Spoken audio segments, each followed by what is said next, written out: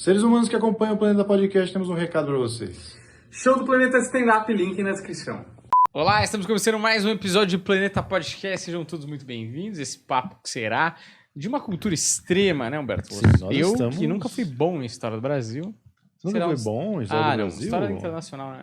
Em euro. Entendi. Faz bem o seu perfil mesmo. Exato. Você não quer saber aqui da ralé, da gentalha. Não. Né? A História do Brasil, puta, era muito confuso. É Sempre muito república, baixo. não é república, é Estado novo, Estado velho. Aí me confundi. Mas você sabe por que eu acho que é confuso? Porque a gente aprofunda. Se a gente não aprofundar, que nem a gente faz nas outras, aí tudo parece simples. Aconteceu isso, mas no meio do caminho teve um monte. E esse é o problema da história do Brasil. Por isso começa a ficar meio maçante. E tem uma coisa da história do Brasil que me incomoda. Assim, tem uma época que o Brasil e os Estados Unidos são muito parecidos, e aí os Estados Unidos começam a tomar decisões muito certas, e o Brasil todas ao contrário, assim. Aí você vai falando, mano, filha da puta, a gente podia estar muito melhor agora, tá ligado? Sim, a gente vai entender o porquê. Acabamos aqui hoje com Bolsonaro e companhia. Nossa, eu já estraguei, né? Todas as pessoas já estão xingando do primeiro momento do episódio. Deu 2 minutos. Pode desligar, ou você pode ter a humildade de assistir o episódio, mas acho que vocês vão dar uma explicação hoje que vai trazer a luz pro nosso caminho. Ah, com certeza, né, parça? Estamos aqui de novo, novamente aqui Aldino. no Planeta. Boa. Tamo junto. E vim preparado, trouxe também aqui, tá ligado? Trouxe meu parceiro? reforço. Trouxe reforço, porque a tarefa é bem É árdua. bem árduo, né? Estamos aqui para entristecer geral, né? Entendeu? Por mais que eu trate de filosofia, temos hoje 2 professores de história aqui. Uhum. Apesar que a minha área, tipo assim, a pior área que eu tenho dentro da história, tipo assim, que eu não me dou muito bem é a história do Brasil. Tipo, o meu rolê é de, sei lá, 500 antes de Cristo pra trás. Meu Pra rolê trás? É tipo, mesmo? eu gosto, tipo, até a queda de Babilônia ali. Depois disso aí eu falo, perdeu a graça. tá ligado? Parece que eu...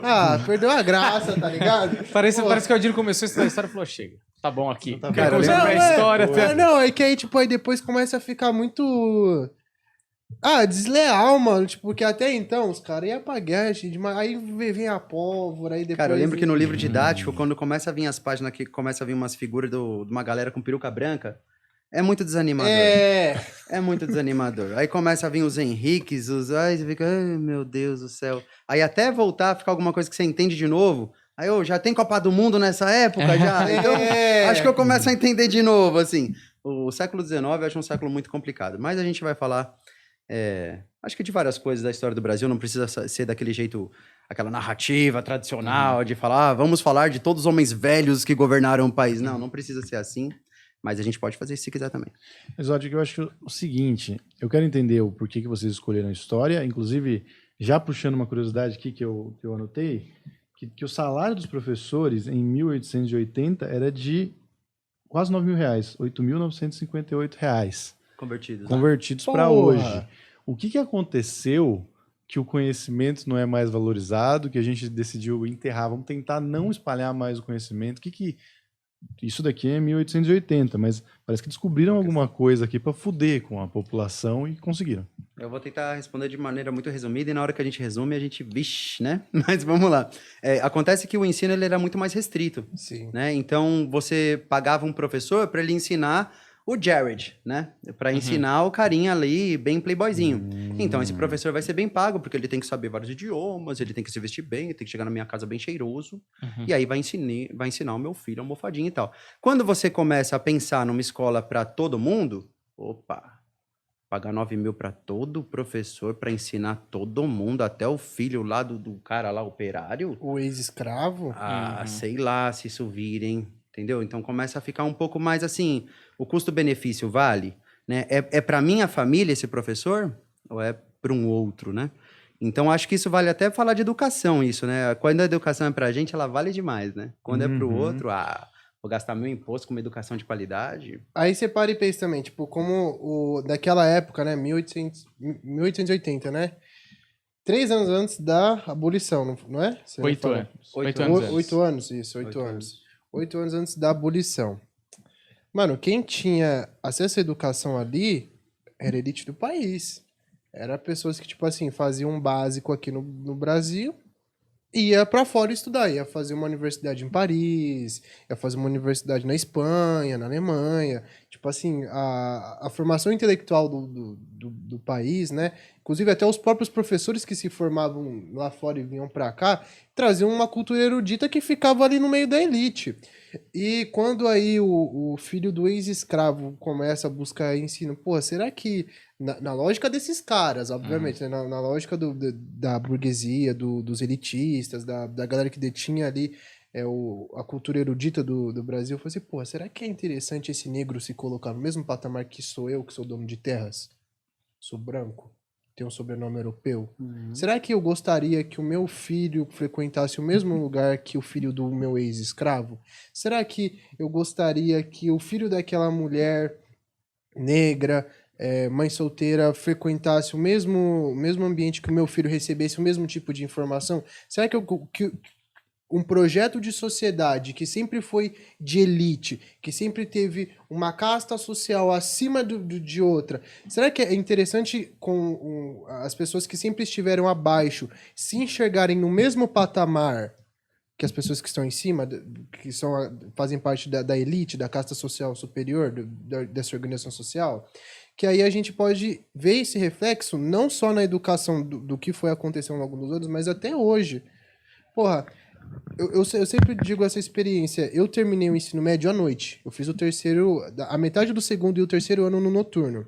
Então, tipo assim, eu estudava com uma molecada que era servente pedreiro, tá ligado? Que era uma molecada que trampava em fábrica, que, tá ligado? Os moleques chegavam cansados do trampo.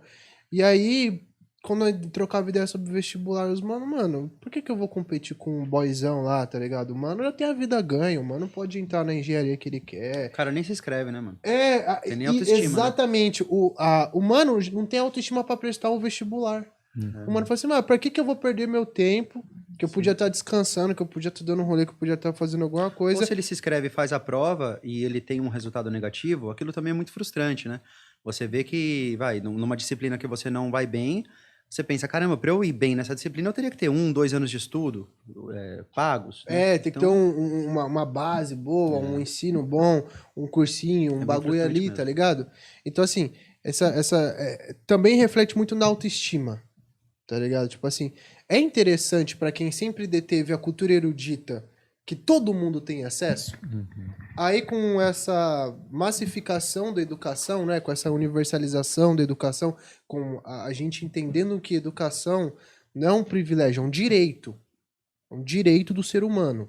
Se nós temos um projeto de sociedade, a gente tem que educar seres humanos para que esse projeto sobreviva, para que esse projeto aconteça, né? E quando a educação, então, passa a virar um direito universal, não é interessante manter a mesma qualidade que era pro filho desse burguês que pensava a educação dele toda erudita. Não, aí a educação começa a ser pensada numa maneira de massificação, né? Que aí todo mundo vai receber de uma certa forma padronizada e vai seguir a E até hoje coisa. Continua algum tipo de segregação, né? Então a pessoa que é pobre ela vai ter um ensino público até o fim do ensino médio, se conseguir terminar o ensino médio. E aí, quem já tem um pouco mais de dinheiro, consegue ter 10 mil por mês para pagar uma mensalidade ali pro cara estudar medicina, né? E aí que acaba quando você precisa ser operado, pega um médico desmotivado desse, que pagou para estudar porque ele não queria fazer isso de verdade, foi obrigado pelos pais. Tô fazendo trabalho pessoal aqui, brincadeira. Mas assim, a questão do ensino, ela é muito longa, né, cara? Ela remete realmente a tempos muito antigos e é incrível como, de algum modo, a gente não conseguiu evoluir tanto, né? Ainda é uma sociedade que tem o mínimo de alguns serviços, né? É o mínimo para dizer que tem, né? E vai sair uma nova proposta aí, né? Temos uma previsão de mudanças no ensino do país e eu, particularmente, não sou otimista em relação a essas mudanças. Me parece que a questão é quase que de forma declarada assim, treina o seu filho para trabalhar na minha fábrica. Exatamente. Sabe? Tira a filosofia e história do menino. Não faz ele ficar refletindo, não. Ei, sai dessa, menina. Esse professor aí... Isso aí não, hein?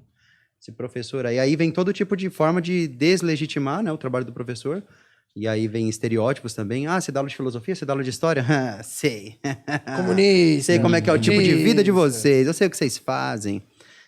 Então, é difícil, cara, porque o ensino já não é bom. Aí os poucos professores que terminam o curso, viram professores, você fala, vou escutar esse cara nada? Vou escutar o Datenão ali, ó. Datenão que tá ligado. Vou atrás do Olavo de Carvalho, né?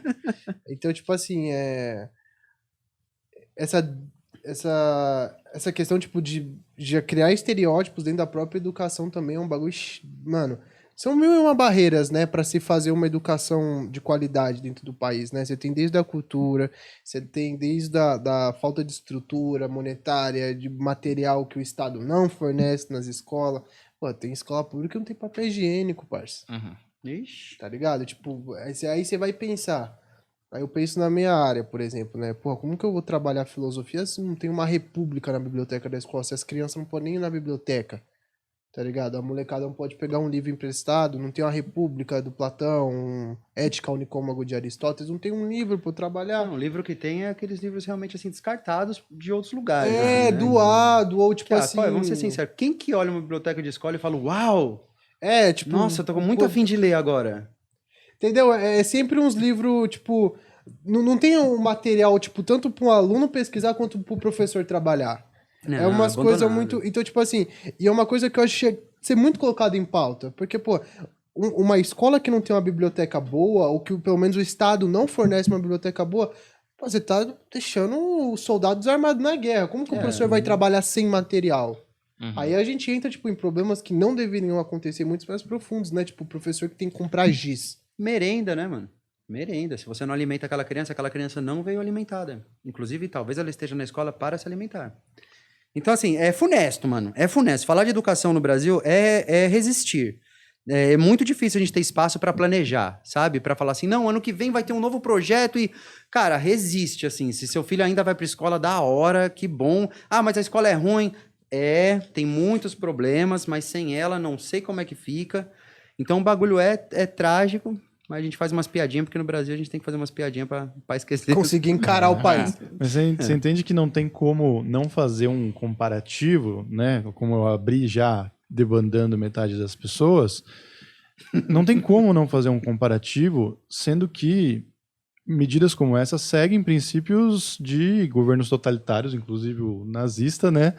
Que, tipo, beiram a distopia, né? Tipo, se você pensar em 451 e 1984, é exatamente esse tipo de controle que eles buscavam. É exatamente Muito esse tipo legal. de desinformação, Você fala tá do ligado? controle da memória, né? Uhum. Olha, cara, na história do Brasil, o que tem de controle da memória... A história do Brasil, que às vezes eu tenho que contar para o aluno ir bem no vestibular, porque existe essa responsabilidade, né? Já vi até a crítica de, você só fala para aluno de vestibular? Amigão, se você não precisou do vestibular, parabéns, mano, que da hora. Eu super precisei, tá ligado? Se não fosse vestibular, tava bem pior do que eu tô agora. Então a universidade pública me salvou. Me ajudou demais. Estudei escola pública a vida inteira, filho de borracheiro, e se não fosse escola pública, não sei. A universidade pública, né?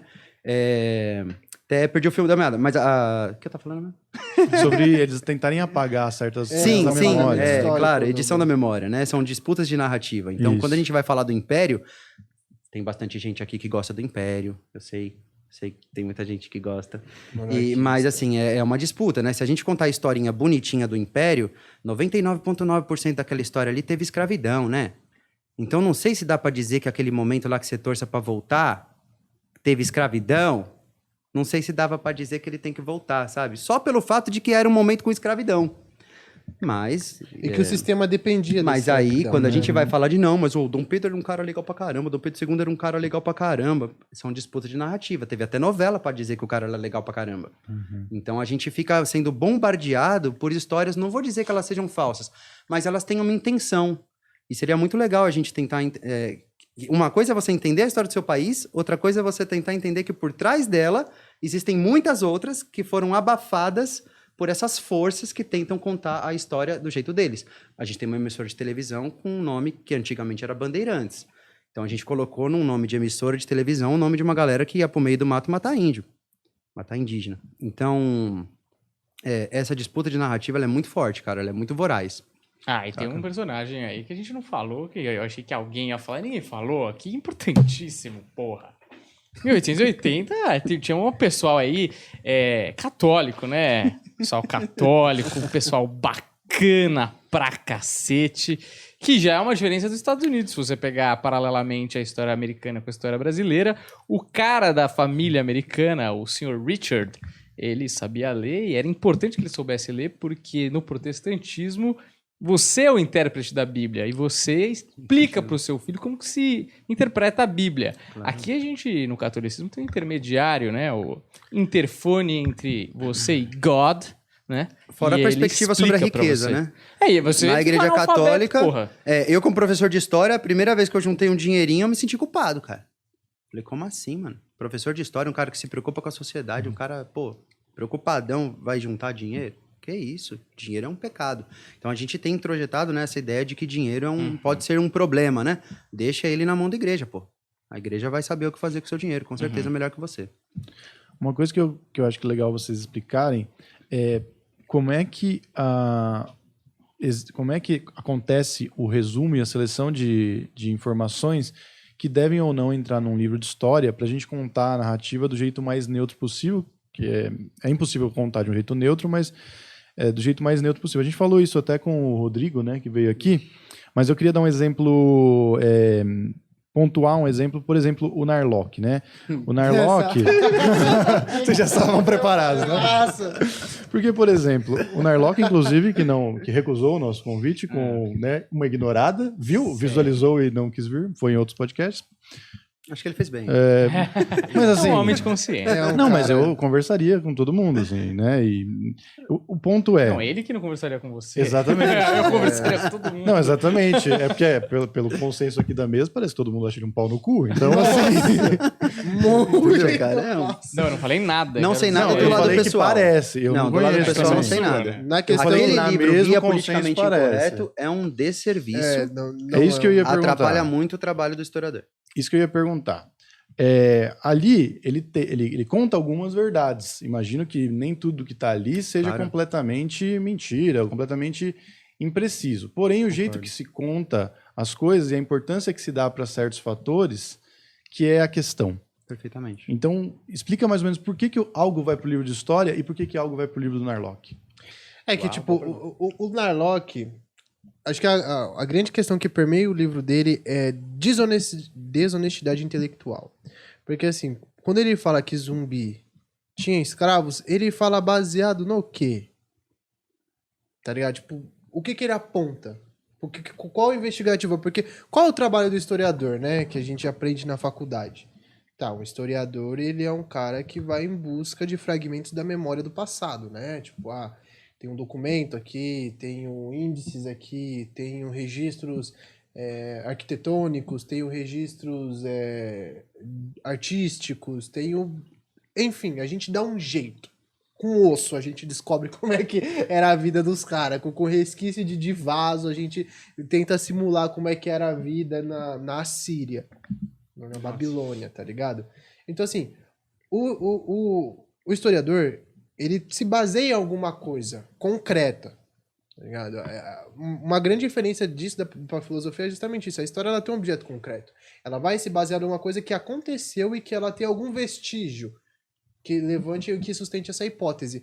Agora, quando o cara ele simplesmente joga no foda-se, quando o cara simplesmente joga no ventilador ou ele quer chocar com umas informações assim, com umas declarações que são realmente sensacionalistas, ele vai no inverso do que realmente é fazer história. Tem intenção ali, né? Tem intenção. Por isso que é desonesto. Tipo, ele sabe que ele tá escrevendo um livro de história, ele sabe que aquilo ali é um pecado falar isso, mas é um trabalho historiográfico, né? É uma certa historiografia que ele está praticando. Só que a historiografia dele é baseada no quê? E se não for em nada, tudo bem assumir. Eu acho que o historiador, ele não precisa ficar nessa posição de que tudo que ele fala tem que ser perfeito e para sempre. Porque eu vi lá uma notícia da BBC, acabaram de descobrir uma construção lá no leste da Turquia, e agora parece que o ser humano já construía, quem sabe até igrejas, ou coisas parecidas, né? Locais Templos, de né? religiosidade, tudo, de Templos. expressão espiritual, antes do Neolítico, antes da gente aprender agricultura e domesticação de animais, e isso tá reverberando pra caramba lá entre os caras, entre os estudiosos, arqueólogos e tudo mais, e vários deles estão sendo refutados a partir dessa nova descoberta. Nem por isso eles foram desonestos, eles falaram tudo que dava pra falar dentro do contexto que eles viviam. Agora, quando você já tem algum tipo de material para ser estudado e você escolhe não pegar aquele material, você seleciona um outro material que vai só concordar com uma ideologia que você já tem antes de começar o livro, aquilo é desonestidade mesmo. Visivelmente, quando ele alega que o zumbi tinha escravos, a intenção dele está clara. Ele quer deslegitimar a luta de resistência daqueles povos. Essa é a intenção do cara. Então, assim, a intenção do cara, se for para ele ter intenção, ele tem que assumir. Eu queria deslegitimar aqueles caras. Tentei, achei esse documento, achei esse. Até aí é mais honesto do que o que ele fez, entendeu?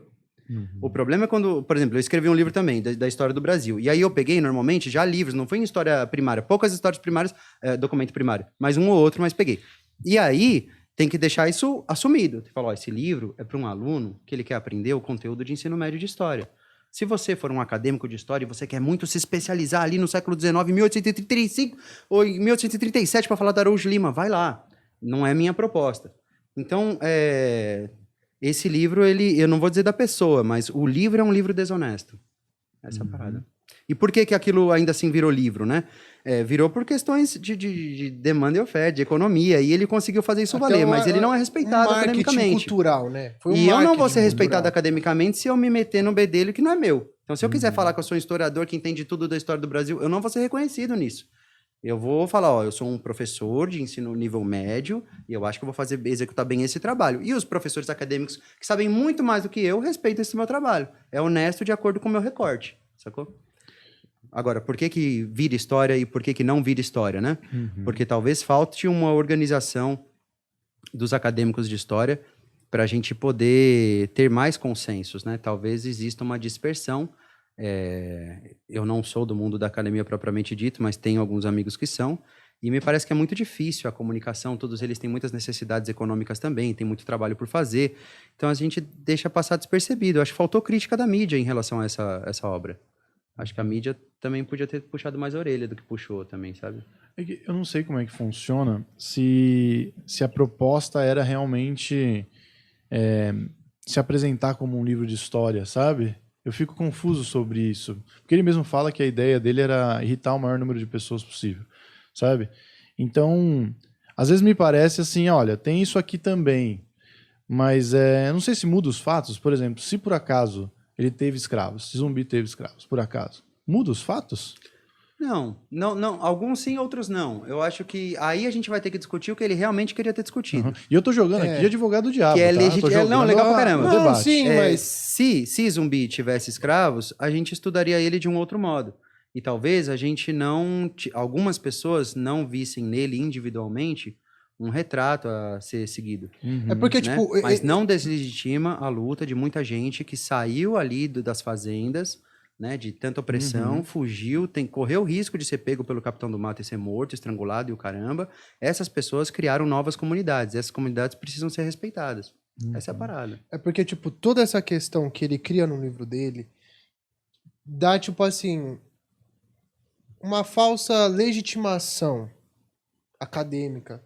Porque tem gente que se legitima dentro daquele recorte do que ele fala no livro, assim, mas os negros também tinham escravos. Queima o filme de quem estuda, tá sabe? Ligado? Porque aí os caras, tipo assim, eles quebram tanto o movimento quanto toda a veracidade histórica do bagulho, tá ligado? A credibilidade tipo assim, do bagulho. Sim, porque aí cai numa banalização. Assim, mas você fala contra a escravidão se os próprios negros tinham escravos. Mano, não tinha. E se tipo for assim, pra ter, não é igual você tá pensando. A escala da escravidão branca lá na África é uma escala que nenhum outro povo conseguiu reproduzir. Era mercantil. Os caras, eles compravam, vendiam, se formou um mercado. Agora, aí entra aquela galera, mas então os faraós que fizeram aquilo com o povo hebreu, mas Mano, o povo que destruiu o planeta é o povo europeu branco. Lide com isso. Tá ligado? Porque, assim... aí isso entra no que a gente chama de anacronismo. Porque se você pegar o tipo de escravidão que você tinha, né, na era tipo de, sei lá, Tutankhamon, aí você pega o tipo de escravidão que tinha na era de Aristóteles, que Aristóteles fala nas obras dele sobre escravidão. Ele até legitima a escravidão. Ele fala que é uma coisa natural, uma relação natural do ser humano existir escravidão. Aí depois você passa... Ferramenta viva, né? Hã? Ferramenta viva. Puta que pariu. O Aristóteles dá umas gafes, meio... Demais. Mas é tipo, é como é exatamente o que eu tô falando. Tipo, você olhar pro passado, pro mano que viveu há 2.300 anos atrás, com pensamento de 2021, é errado. Porque era outra realidade, era outra escala, era outra lógica de pensamento, era outro tipo de vida. E tipo assim, o que você vai fazer? Como você vai cancelar o maluco do passado? Não tem. Tem como a gente, tipo assim, falar assim, porra, o cara tava super errado nisso. Então, tipo, a gente não, tipo... A gente separa a obra do autor, a gente, tipo, essa parte aqui não é mais relevante, essa parte aqui não Envelheceu existe. mal. Sim. É, o famoso envelheceu mal, cara. Exatamente, tipo, não é um bagulho que a gente pratica hoje, que a gente dê consideração hoje. Só que, tipo assim, aí quando cai nessa questão de que os próprios negros tinham escravos, é uma coisa que, mano, cai numa baita de uma relativização, dá argumento que não existe pra gente babaca, pra cair em racismo, porque isso, de certa forma, dá até legitimação pra racismo. Claro. Tá A ligado? gente tinha que estar discutindo como podar essas sementinhas do mal. Entendeu? E aí essas Sim. discussões, elas atrasam, né? Porque elas vão falar, não, mas vamos discutir primeiro se o cara lá da África, se ele também fez algo de ruim. Sim. Tipo, mano, o que você tá falando? A gente tá falando de 10 milhões de pessoas sendo trazidas à força, atravessando um oceano num barco desgraçado. Como que você quer relativizar isso, cara? Sabe? Então, assim, tudo bem se quiser... Também tem um lado da curiosidade em história. Demorou a gente ficar brincando disso. Será que o cara... Que nem eu gosto de brincar assim, o Pedro Álvares Cabral, né? Ele chegou aqui no Brasil, aí depois de poucos dias ele foi embora. Aí eu pergunto, mas por que ele foi embora, né? Por que ele não ficou? Porque ele poderia ter conhecido uma indígena, mas ele não quis. Ele foi lá para as Índias. Então eu gosto também desse nível de curiosidade. Quem namorou quem? Quem ficou com quem? Quem que era amigo de quem? Faz parte. Mas não para deslegitimar a luta dos outros. O Nalock tentou, nessa obra, deslegitimar a luta das minorias do país. E não respeitar... Mano... E fazer uma alteração na Você não memória. respeitar as minorias num país que as minorias sofreram demais... É muito escroto. É muito escroto. Eu vou pontuar, eu acho que era exatamente esse, pra onde o papo ia, que eu queria. Eu tô orgulhoso da pauta que eu fiz hoje, porque ela se encaixa. Você pega uma coisa Quem ficou, valeu a pena. Aí, ó. Sim, tá vendo? E o que eu vou falar é o seguinte, Vini, inclusive, Vini, mantenha o que eu vou falar agora no corte, porque eu quero que tenha o contexto geral, só pra não fazer um corte e perder todo o sentido. Porque eu fiz o Advogado do Diabo justamente porque eu anotei algumas coisas que ele colocou sobre os índios aqui. Então, por exemplo, que os índios eram alcoólatras, que eles botaram fogo nas casas dos jesuítas, quando os jesuítas meio que proibiram, eles mudaram o lugar, a rota que os índios tinham que fazer para poder chegar até a igreja, onde ia ter lá, para eles não poderem passar no engenho. Os índios destruíram parte da floresta. Isso aqui, o ser humano destruiu a floresta por onde ele passou, as espécies, né? Se você pegar lá a preguiça gigante na Austrália, o ser humano também matou, mas eles precisam sobreviver, tá ligado? Os índios preferiam viver nas cidades. Os índios também contaminaram os brancos com doenças. Que é foda, Adorei né? a propriedade que ele tem pra falar assim, os índios. É, Né? Uau, caramba, você conhece gente pra caramba, hein, meu? pois é. E esqueceu de pontuar que os índios estavam aqui, né? A gente que chegou de lá então, tocando puteiro. E né? ele não usou nenhuma Exatamente referência indígena, né? Que é muito legal também, né? Tipo, Então, Tem best-seller do Ailton Krenak aí, ele podia ter lido um livro desse tamaninho, cara. Sabe? Numa sentada de sala você consegue e não tem, né? E o ponto é que esses argumentos todos aqui, inclusive esse da floresta, que eu acho que é o mais marcante que a gente tem, levaram a fala do Bolsonaro para dizer que os índios que botavam fogo na floresta, Até entendeu? o Leonardo DiCaprio, né, mano? Até os índios e o Leonardo DiCaprio, de Cocar, né, botando fogo. O grande cacique, Léo. Então, assim, era isso, era basicamente isso. Meio que uma coisa encaixa na outra, né? A porque narrativa- você vê que esse tipo de gente que produz esse conteúdo, eles produzem numa lógica. Eles estão produzindo uma maneira de pensar. E tem quem se beneficia dessa maneira de pensar. Claro. Que geralmente é quem financia. É geralmente quem tem interesse que as pessoas pensem dessa forma. Então, assim, aí a gente pode voltar, inclusive, no primeiro ponto que a gente estava lá atrás, né? Sobre a educação. Por que era tão cara, né? Por que o professor ganhava tão bem?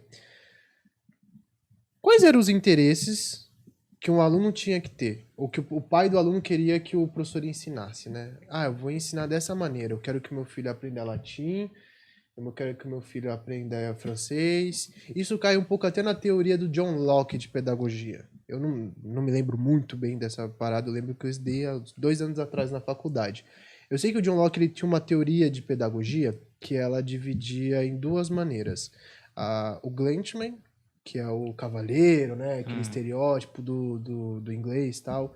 O Glenchman tinha que estudar administração, filosofia, matemática, línguas, ética, etiqueta, para ele se tornar um homem de negócios, né? Que ia comandar as indústrias que iriam surgir, que ia comandar muita logística, tinha que ser uma pessoa culta. E os operários, né? A mão de obra. E na mão de obra, o Locke já começa a justificar, tem que ser uma mão de obra um pouco mais religiosa, para aceitar a vida que ele tem, para não ter muitas ambições. Uma mão de obra mais braçal, que incentive mais a questão física e menos o mental. Então, assim, ele deixa muito claro que a mão de obra tem que ser treinada para ser mão de obra. Tem interesses de se criar uma forma de pensar, que é através da educação que isso acontece, para esse recorte da população, que são os operários, que são as pessoas que trabalham.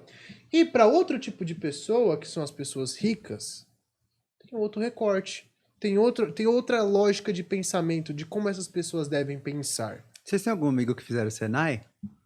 Putz, não. Não? Eu fiz Senai. Você fez Senai?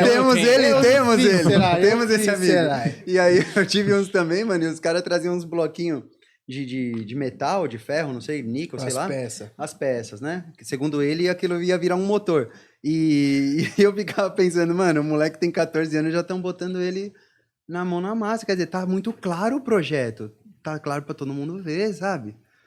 E até hoje, né? Nem estão falando do Locke, sabe? Tipo, agora estamos. Mano, então, então a gente tem, tipo assim, interesses. Tipo, quem tem que aprender o quê? Quem tem que aprender a pensar de que maneira? De que forma? Aí, por que eu penso dessa maneira? Como que eu crio um discurso, ou como que eu crio uma ideia, e essa ideia tem que se espalhar no meio da população? Como que eu vou criar isso? Aí chega... Sem que a população perceba. Que isso Cê- foi intencional. É isso que chama ideologia. É, É fazer você achar que tudo que você pensa foi fluido, foi neutro. exatamente. Que não teve muito gringo metendo produção cultural gringa na tua orelha pra você achar que, por coincidência, você gosta mais de cultura gringa. Por coincidência. Você assiste filmes gringos, ouve músicas gringas, sabe? É só Porque uma você coincidência. assiste uma obra de Hollywood, você acha super normal, e você assiste um cinema japonês, você Vê um fala, filme "Pô, indiano, você fala, você tá maluco. Tipo, até a questão do humor. Eu sou acostumado com um tipo de humor.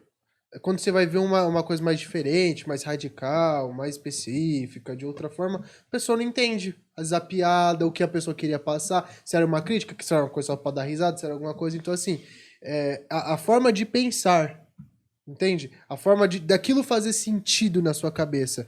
E, assim, esse tipo de obra, né, que aí não é só o Narlock. Aí você tem uma vasta gama de pessoas que trabalham e tentam produzir, né, fake news, tentam produzir mentiras com justificativa acadêmica, que, cara, se você parar pra pensar,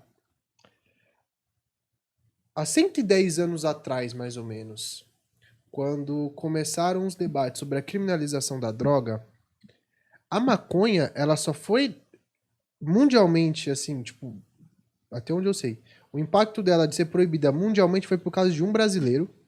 O cara, ele foi governador do Sergipe. Ele tinha Dória no nome, por incrível que pareça. Como é que eu tô tentando lembrar o nome dele? Eu sei que é alguma coisa Dória. E Alguns ele votos tinha perdidos nesse feito uma momento. coisa que hoje a gente conhece como racismo científico.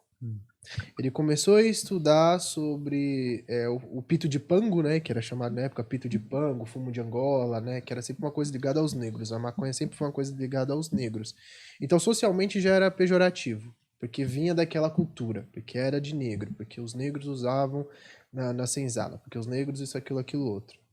E assim, deixando mais louco ainda, a primeira lei de criminalização da maconha do mundo é do Brasil, é do Rio de Janeiro, se eu não me engano. A Câmara do Rio de Janeiro foi a primeira do mundo a proibir maconha, por causa de racismo científico. E sabe qual que era o lema que eles usavam para espalhar essa lei? Maconha em pito faz negro sem vergonha. Nossa. Sério. Era o ditado popular dessa época que eles justificavam essa lei. Então, assim, os caras sempre buscavam uma narrativa, né? Tentaram recorrer à ciência, né? O racismo científico. Eu citei essa questão da cannabis, que foi uma coisa que eu me aprofundei recentemente, né? Que eu tava fazendo alguns trampos para uma marca. E eu acabei indo buscando atrás disso. E, assim,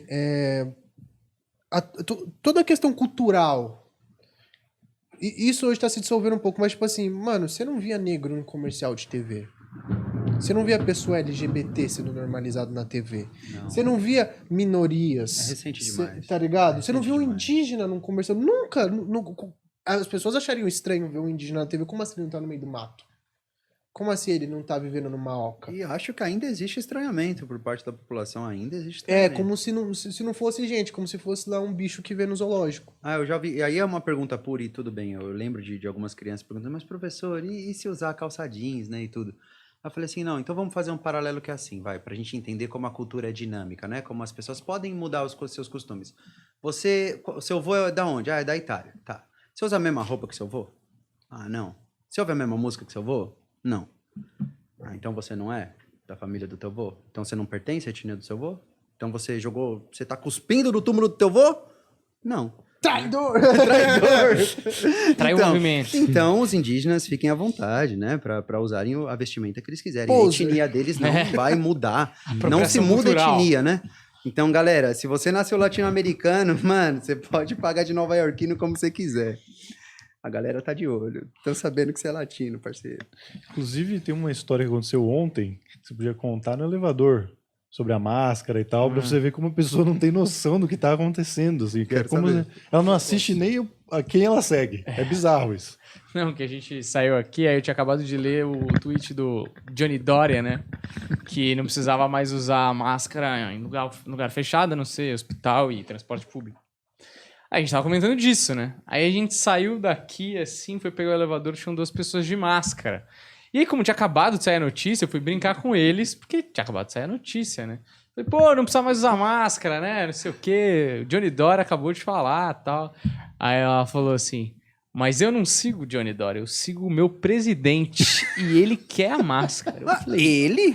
aí os dois entraram no elevador e aí ela falou, vocês não vão entrar? Eu falei, não, tô esperando um amigo aí, pode descer. Aí ele desceu, aí o Humberto falou, mas por que a gente não entrou? Eu falei, porque eu não conseguiria continuar essa conversa. Ia ficar muito esquisito. Por alguns Nossa, andar, por mano. 12 andar. Mano. Meu presidente, nossa, parça, isso daí, tipo, foi muito bizarro, tipo... Não, sabe o que eu mais... Eu ia ficar de olho arregalado, falei assim... Comentário maluco a gente escuta. O que eu não entendi foi ela interpretando que o presidente dela é um cara super a favor do... Exato, esse é o... Isso que me deixou um pouco... Esse Pera. é o ponto, porque eu falei, mano, onde que vai isso? Será que eu entendi Será direito? que era o Lula? Será que era a eleitora do Lula? A gente tá achando que é o contrário? Mas tá ficando engraçado, né? Antes tava mais fácil mapear. Não, essa pessoa deve votar naquela lá, aquela pessoa deve votar naquela lá. Agora tá confuso, pera. Enfim. Cara, eu queria, já continuando esse papo nessa linha, por exemplo, a gente tem como história, talvez eu tenha destruído o tema com essa conversa, mas vamos lá porque tá divertido. E depois Não, a gente continua. volta e fala da história do Brasil profundo, mas não sei, vamos ver, Não, depende tá do nosso suave, tempo. tá conversa, tá... É porque eu achei que uma coisa encaixa na outra. Por que a gente tem, por exemplo, a história, né, quando a gente vai pegar a história base, essa história mais tradicional na escola, inclusive, tudo bem, estamos no Brasil, então aprendemos a história do Brasil também.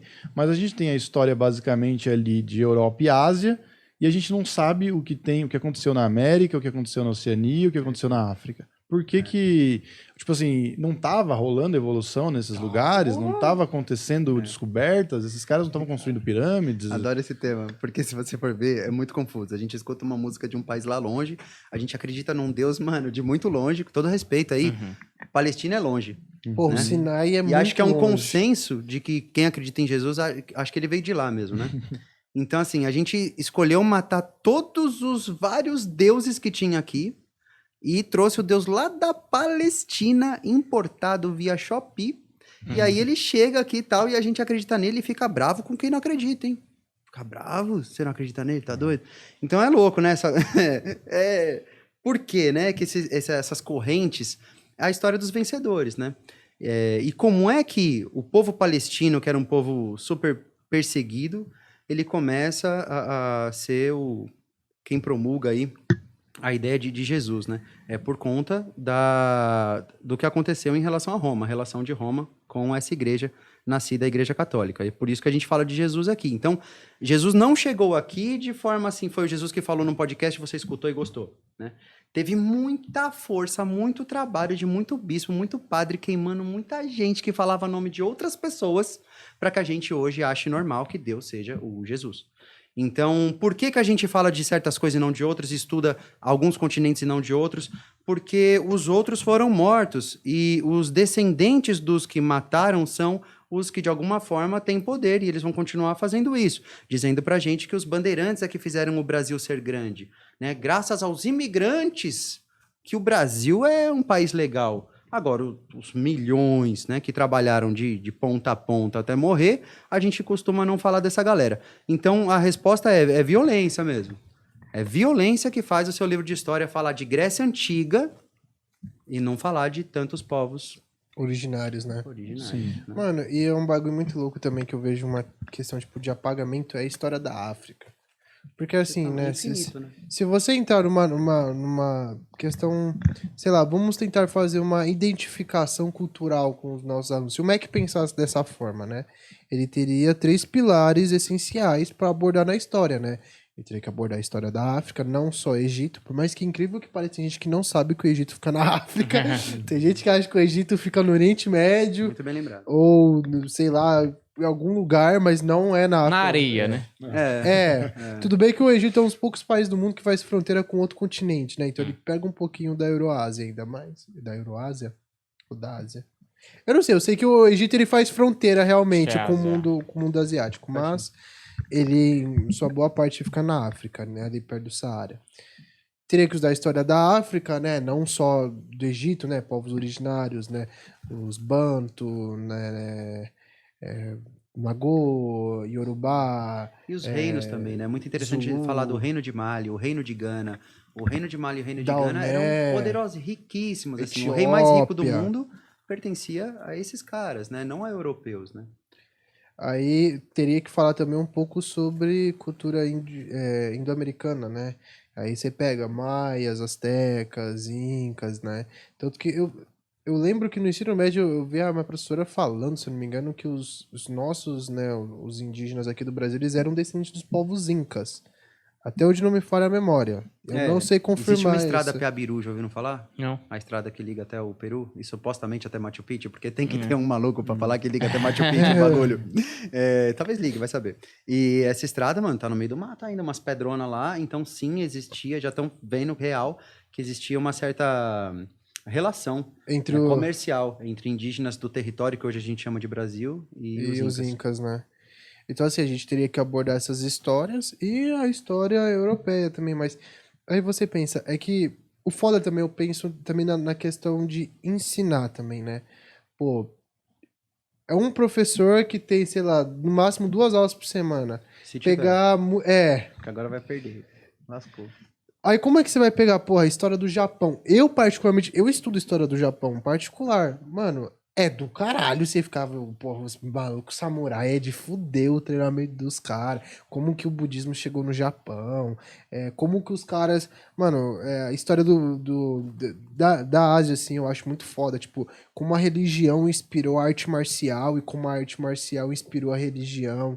Como, tipo, a mentalidade dos asiáticos nunca foi um bagulho, tipo, extremo, mas sempre um bagulho de equilíbrio em tudo que eles fazem. Então, assim, é um bagulho que eu acho muito foda. Mas eu acho que, tipo, em 3 anos, né, primeiro, segundo, terceiro do ensino médio, não dá tempo de colocar ali no meio o Japão, eu acho. Ou história da Coreia, história da Oceania.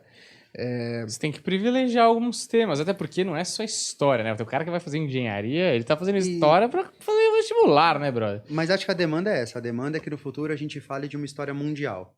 Eu acho que isso vai começar a ser implantado muito aos poucos, com muita resistência, né? Porque tem os descendentes dos brancos europeus que vão ficar muito tristes da gente falar um pouco menos deles.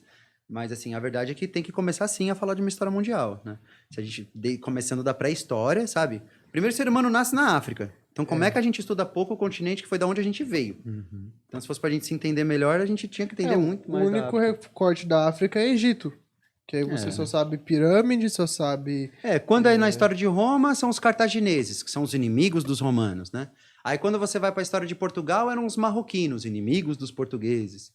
Então, eles são sempre os inimigos, sempre o outro, né? Duas coisas, eu acho.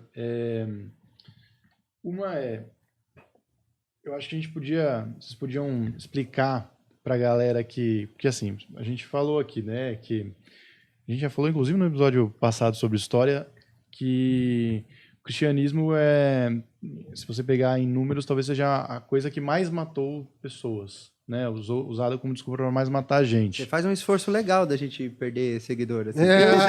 Não, mas eu acho assim, é por isso que eu ia pedir. Se você duvida do que a gente está aqui colocando, e eu estou humildemente perguntando para os professores, que eu só ouvi de orelhada, porque eu só ouço as coisas por aí. Eu queria que vocês explicassem, não precisa ser todos, mas alguns eventos importantes onde o cristianismo decidiu eliminar os seus inimigos e assim eliminar a história deles também, para ser a única história. E daí depois jogar uma questão talvez filosófica do porquê que essa parte dos humanos se desenvolveu de maneira bélica e conseguiu dominar as outras partes que acabaram se desenvolvendo para outros lados, mas que no conflito que acabou sendo mais importante para a sobrevivência, eles acabaram perdendo. Entende mais ou menos a questão? Entendi. Entendi. Você fala isso em relação à cultura? Porque, Nesse conflito de povos. porque se a gente for Porque pensar quem desenvolveu mais armamentista se sobrepujou pelos outros, né? Isso, porque, por exemplo, os povos da América aqui não tinham um poder de armas suficiente para combater eles que chegavam. Muito legal Entende? essa conversa. Lógico. Bom, primeiro você falou dos momentos importantes de aumento do cristianismo, né? O cristianismo, ele demora para se expandir, acho que mais do que a maioria das pessoas pensa, porque pensa assim, Jesus morreu, aí todo mundo ficou muito sensibilizado com aquele tipo de morte, e 2 semanas depois todo mundo virou cristão. Não foi assim. Demoraram pelo menos 400 anos para você dizer que tinha mais cristão do que romano em Roma. 400 anos. É muito tempo. Porra. Então, você tem pelo menos 200 anos em que os cristãos são perseguidos por serem cristãos. Você tem mais 100 anos em que eles são relativamente tolerados. E nos últimos 100 anos, já no século IV, eu estou falando, você tem uma lei dizendo que agora você tem que ser cristão. Então, essa história de mais de 400 anos, cara, ela é muito longa. O que acontece?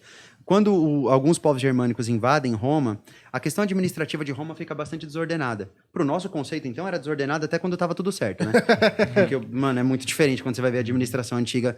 Mano, o padre tá fazendo conta. É bem louco, não tem tanta separação igual a gente tem hoje, sabe? Que tem o poder judiciário, o poder executivo, o poder legislativo. Essa separação é muito, muito recente. É do século XIX para o XX. Então, parece uma bagunça, mas esses romanos que são invadidos pelos povos germânicos, eles estão em maior apuro que o normal e, ao que parece, algumas comunidades religiosas, alguns cristãos, conseguiam fazer tarefas administrativas em alguns lugares. E aí você tem um padre juntando uma vaquinha lá na comunidade para fazer uma ponte. Porra, a ponte fez a cidade acontecer. Vamos colocar mais dinheiro nesse padre. Então, existe já nesse momento de mudança entre a Idade Antiga e a Idade Média, que é conhecida como Antiguidade Tardia, a gente tem um crescimento muito lento dos bispados, né, das organizações que são políticas e religiosas ao mesmo tempo. E aí que lá no século V é que a gente já tem realmente assim mais cristãos do que pagãos, né? Sim, e Naquele obviamente sem deslegitimar todas as benfeitorias que a Igreja Católica fez também. Isso uma coisa não exclui a outra, né? Sim, claro. Acho que quem exerce poder, isso é legal a gente falar, né? Então, qualquer reino tem quem exerce poder e quem recebe... Obedece. Quem obedece, né? Quem exerce poder acerta alguma coisa, senão a gente não deixa o cara lá. Alguma coisa tem que... Aquele rei que, mano, não faz nada pelo povo, alguma coisa ele fez. Tem um muro ali. Tem um melhor agora. dentro do que do lado de fora do muro. Sim. Então, existe esse limite, né, do mano... Que, aliás, eu gostaria de entender também qual é o limite, né? Porque depois do governo que a gente teve, eu refaço essa pergunta. Qual é o limite para que a gente fale, não suporto esse tipo de governo? Esse tipo de governo está acabando com o meu país, né? Então, é uma boa pergunta, né? Qual seria o limite do poder? Mas acho que esse é o resumo de como o cristianismo cresceu na Europa. E aí, quando a Idade Média já está ali formadona do jeito que a gente conhece, Castelo. quando a gente já está falando do rei Clovis, quando a gente já está falando do Sacro Império Romano Germânico, aí já é uma igreja bastante poderosa e para você ser rei de um lugar, provavelmente você teria que fazer um acordo com esse poder religioso. Inclusive, isso dá treta até no Brasil, né? Em algum momento, o Marquês de Pombal treta com os jesuítas porque os jesuítas não querem obedecer leis que são diretas do rei. Então, essa disputa entre poder religioso e poder político, ela é muito complexa e muito longa mesmo. O bagulho só se rompe quando o cara não aceita que ele não pode se E divorciar. até hoje, eu desafio um político a virar presidente do Brasil falando que não é cristão. Pois é. Até o Ciro Desafio. Gomes tá cristão agora, né? Mas Ciro é Gomes tá facinho cristão de virar agora. cristão no ano de Que nem eleição. a Mariana Silva. A Mariana O Getúlio Silva Vargas tava indo bem pra caralho nas pesquisas, falou que era a favor do aborto. Meu Acabou, amigo. já era. É assim que Tchau, tchau. é. Assim que é. Aí você fez uma outra pergunta além da exposição Não, do mas cristianismo, ainda falta, por exemplo, eu queria saber um pouco, sei lá, de cruzadas, Inquisição. Eu queria fazer um panorama. Isso, assim, vamos Que fazer uma os caras listinha. fizeram Isso. E das guerras também, com motivações, né? Tá. Por Jesus aí, em nome de Jesus. Eu acho que a questão Não, da... só pra gente listar, fazer um corte bonito listando, porque eu acho que a pessoa fala assim, você tá falando que o cristianismo matou mais. Eu tô falando porque matou, eu não tô falando porque eu tirei isso do cu, entendeu? Mas Eles vão uma coisa eu listar. acho que é importante dizer também. Qualquer religião que Isso. fosse a dominante hoje, Isso. a gente olhar pra trás e falar que é ela que mais matou. Mano, eu Isso. acho muito inocente, assim, tipo... Também achar que os caras que estão no poder não iam matar ninguém, né? O cara não ia chegar aqui, fazer uma cirandia com os indígenas Sim. e falar, vamos tomar, vamos se Sim. juntar. Mano, era matar ou morrer, era uma época de barbárie total e absoluta. Tô dizendo que foi legal? Não, óbvio que não. Mas também aquele juízo de valor que a gente olhando aqui do meu ar-condicionado. Tu do resumiu meu Maquiavel, whisky. tá ligado? Exato. Pau no cu do outro. Mas tem uma ligação. Mas eu acho legal. lei, né? Eu acho que a relação com o cristianismo é que os povos cristãos europeus lá da Idade Média, eles entenderam uma relação entre fé e expansão militar. Essa é uma parada. Porque você tem vários povos fervorosos, mano, com vários deuses e tal, que não tá na concepção de mundo deles que eles têm que dominar o outro. Eles têm que resistir. Eles têm que se virar, eles têm que conservar, eles têm que, sabe? Ou ainda que seja dominar o outro, é numa escala muito menor. A escala de europeus invadindo África, invadindo América, invadindo Ásia, invadindo Oceania, matando geral. Olha, não sei, tomara que a gente nunca mais veja algo parecido mesmo. Eu não acho que eles fizeram isso por ser cristãos, mas existe uma relação. Legitimou. Porque né, o muita cristianismo gerava a ideia de que se você converter... Isso existe até hoje, testemunho de Jeová, né? Não tô falando que o testemunho de Jeová é do mal que quer matar ninguém. Tô falando assim, que a ideia de expandir sua fé, ela permanece. Quem não tem um tio que para no meio do aniversário lá do primo e quer tentar te levar pra igreja? Porque o cristianismo tem essa coisa de, mano, eu quero te salvar. Só que faltou a humildade de perceber que talvez a pessoa não queira aquele salvamento, né? Talvez ela queira um outro. Então, o cristianismo tem uma relação com a expansão militar, né? Até hoje existe uma forte relação entre militarismo e cristianismo, né? Vamos matar em nome de Deus, né? E de converter, né? Porque após a dominação, que nem com os indígenas, rola catequese, né? Então, E agora você vai chamar João, parceiro. Então, exato. Rebatizar a galera e tal. Mas eu acho que também tem uma coisa que, conforme o tempo vai passando, talvez esse militarismo para impor ideia, ele não é tão eficaz quanto você tentar convencer que a ideia sempre foi sua. E Os hoje a gente muçulmanos fizeram refina... isso. Por exemplo, hoje você vai lá e vai no culto, paga 10%, porque o cara não foi na tua casa com uma arma e falou, você vai no culto. De alguma forma, ele refinou esse convencimento, essa ideologia, para você acreditar que você tá vindo aqui, que eu não te coloquei nenhuma ideia na cabeça, que o diabo tá no seu corpo, que o diabo é a TV, que o diabo é o diabo. Tem conversas de que os primeiros cristãos jesuítas chegavam aqui e construíram as primeiras igrejinhas, as capelinhas, né? E não tava rolando. Aí eles fizeram uma Exato. cruz em cima de uma oca. Começou a vir gente. Exato. Eles aprenderam a língua dos caras, assim, em Engatu, né? A fala Sim. boa, que é uma mistura, né? Da língua portuguesa com a língua... com Mas algumas línguas é esse o indígenas. ponto. Tipo, então, lógico, a gente vem de uma coisa primitiva, por uma questão cronológica de tempo, de funcionar e no que funciona e o que não funciona. E naquela época uma coisa muito mais bárbara. A dominação militar era a coisa mais óbvia desde a época, porra, da pré-história. Que, Inclusive, porra, minha tribo invade a tua. escravidão já foi progressivo. Eu sei que é loucura. Uhum. Mas num tempo lá da Idade Antiga, lá da Mesopotâmia, o normal venceu guerra morte. Uhum. Sem ideia, não vou correr risco. Que isso? De Exato. revoltas, né? Porque Não sei tinha sua muita língua, não sei quem é revolta. você. É morte. Ah. Escravidão foi a primeira vez que eu deixo de matar o meu inimigo. Foi a misericórdia, né? Foi algum tipo de... Ainda que nessa escala, Sim. hoje em dia, seja muito absurdo pensar nisso, né? É isso, é isso, é isso. Mas é... Mas então, você tava falando, tipo assim... É que eu acho a questão da cruzada um bagulho, tipo... Não é preto no branco, sabe? Porque houve a expansão do Islã pela Europa, né? Ali na Península Ibérica. E, tipo assim... Falar que, os caras só queriam retomar Jerusalém. Uhum. Os caras só queriam... Tipo assim, é porque era muito interesse político, né? Era muito interesse político e econômico por parte da igreja e dos reis, né? Dos governantes da época, em aliança, né? Tanto que os soldados que foram para as cruzadas era todo mundo que acreditava em Deus, né? Que tava prometendo ir pro céu depois dessa guerra. Mas, então, tipo assim, você tem toda essa questão da Europa, né? A questão de... Não é só você ir lá e retomar a terra sagrada do teu Deus. É um bagulho muito também de interesse deles. Do outro lado dos muçulmanos, os caras também seguem uma logística, assim, um pouco mais militar, a expansão, né? Tanto que esses dias eu tava estudando a história medieval, eu falei, cara, que bagulho louco. Tipo, a ponta da história medieval começa com a queda do Império Romano do Ocidente. E a ponta que termina é justamente a queda do Império Romano do Oriente. Então, assim, Roma cai a primeira vez e começa a Idade Média. Roma cai a segunda vez e acaba a Idade Média. Então, assim, é uma brisa, né, mano? Eu fiquei, caralho, mas, tipo assim, a Roma é o que abriu espaço de tempo pra gente. Obviamente que ninguém acordou num dia e falou assim, nossa, a gente saiu da Idade Antiga e estamos na Idade Média. Tipo, isso é uma coisa que o professor de história tem muito trabalho pra explicar isso pra sala de isso aula. é muito difícil. Quer ver? Quando começou o Brasil? Não foi Mickey. Então, não sei. Mas o que Não parece dá. que é? Mas O que parece que a é? primeira coisa que veio Que na é minha cabeça 1500? foi... Caravelas. Porra, quando a gente conversou no WhatsApp, você falou, nós vamos falar de história do Brasil. Eu falei, porra, mas são 500 anos. São Quer 200. dizer, eu já É tô, louco? entendeu? Eu já tô errado. você Tá entende? ligado? Não é, parça. Mas, pô, teve dinossauro no Brasil, O que acontece agora? Mano, teve dinossauro, tem uns crânios antigão no Brasil, tá ligado? Tipo, pô, teve história pra caralho aqui, mano. E a gente só considera depois que o branco pisa aqui. Isso que é de Os fuder, bichos né? preguiça gigantão. Mano, as anaconda, parça, tá ligado? Os bagulho...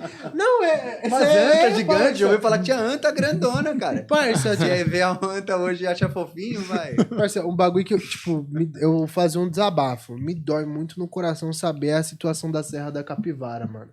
Que a Serra da Capivara é um puta de um sítio arqueológico foda. Um dos mais foda do mundo. Tipo assim, eu não sei se é o maior da América. A pintura Latina. rupestre lá é animal, né? Parça, tipo, tem uns negócios assim Milhares que você de fala, pinturas. que riqueza. É. E não tá E a preservado. gente nem... Os caras largaram a mão, tipo, É um funesto. puta de um patrimônio histórico da humanidade. Os caras não cuidam. E vai de encontro com aquilo que ele falou, assim, como é que um punhado de gente veio aqui e começou a dominar, né?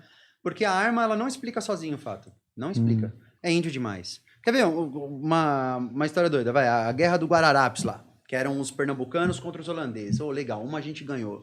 Expulsamos os caras daqui. Agora a única coisa batava que a gente tem é o Danone. Aí, brincadeira, tem muita coisa. E aí, quando a gente expulsa os caras de lá, eram mais ou menos 10 mil holandeses que vieram pra cá, a força militar deles, né? 10 mil. E a força brasileira, moleque, via de 10 a 20 caras se embreando ali no mato, peixeira na mão. Aí, mano, o maluco moscou. Volta pro mato, amanhã a gente volta.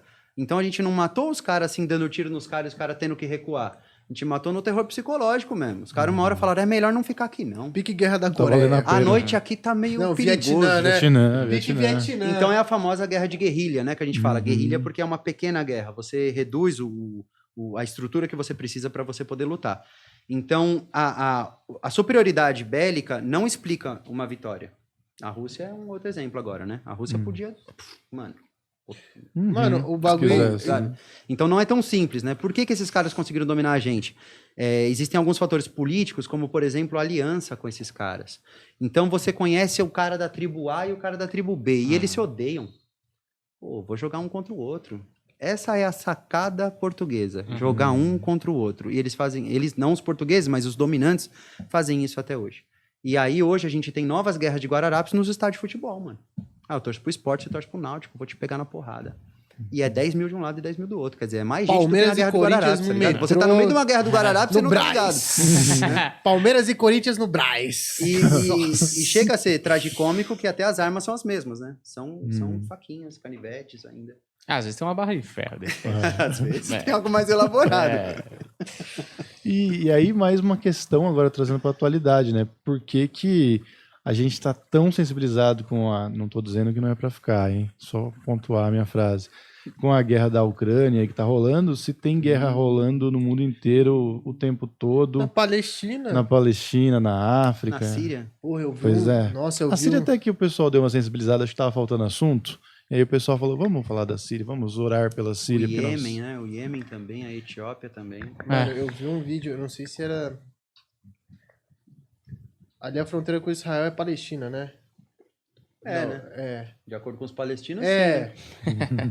É que os israelenses Os não caras estão deixando chegaram. muito Tipo, fácil eu pros lembro caras, que eu vi um vídeo, mano, tipo, de uma menininha, cara. Acho que era os soldados de Israel. Meteram bicuda, parça. Tipo, É muito doido. mano, você vê, tipo, é crime contra a humanidade, só que, tipo, é legitimado, né? Porque os Estados Unidos tá apoiando. Isso que você viu, né, brother? Fora Aí, que a de gente nem novo, viu. É aquela força da narrativa, né? Vem um cara lá dos Estados Unidos e fala pra você que a guerra feia é a da Rússia. Porque a Rússia é uma inimiga dos Estados Unidos. Mas e a guerra que os Estados Unidos faz ali? Ah, não, essa aqui a gente não mostra no jornal não, tá? Isso não é por acaso. Só que falar disso todo dia vai parecer o cara chato da roda, o cara da teoria da conspiração. Mas, assim, reconhecer que existem blocos muito fortes, assim, né? E eles continuam. Cara, a própria questão que a gente tinha falado da guerra do Vietnã. Os Estados Unidos não ganhou a guerra do Vietnã. Os caras bateram retirada, os caras pediram arrego. Mas como foi a narrativa que os caras eram os protagonistas do mundo, os caras não podiam falar, eu perdi.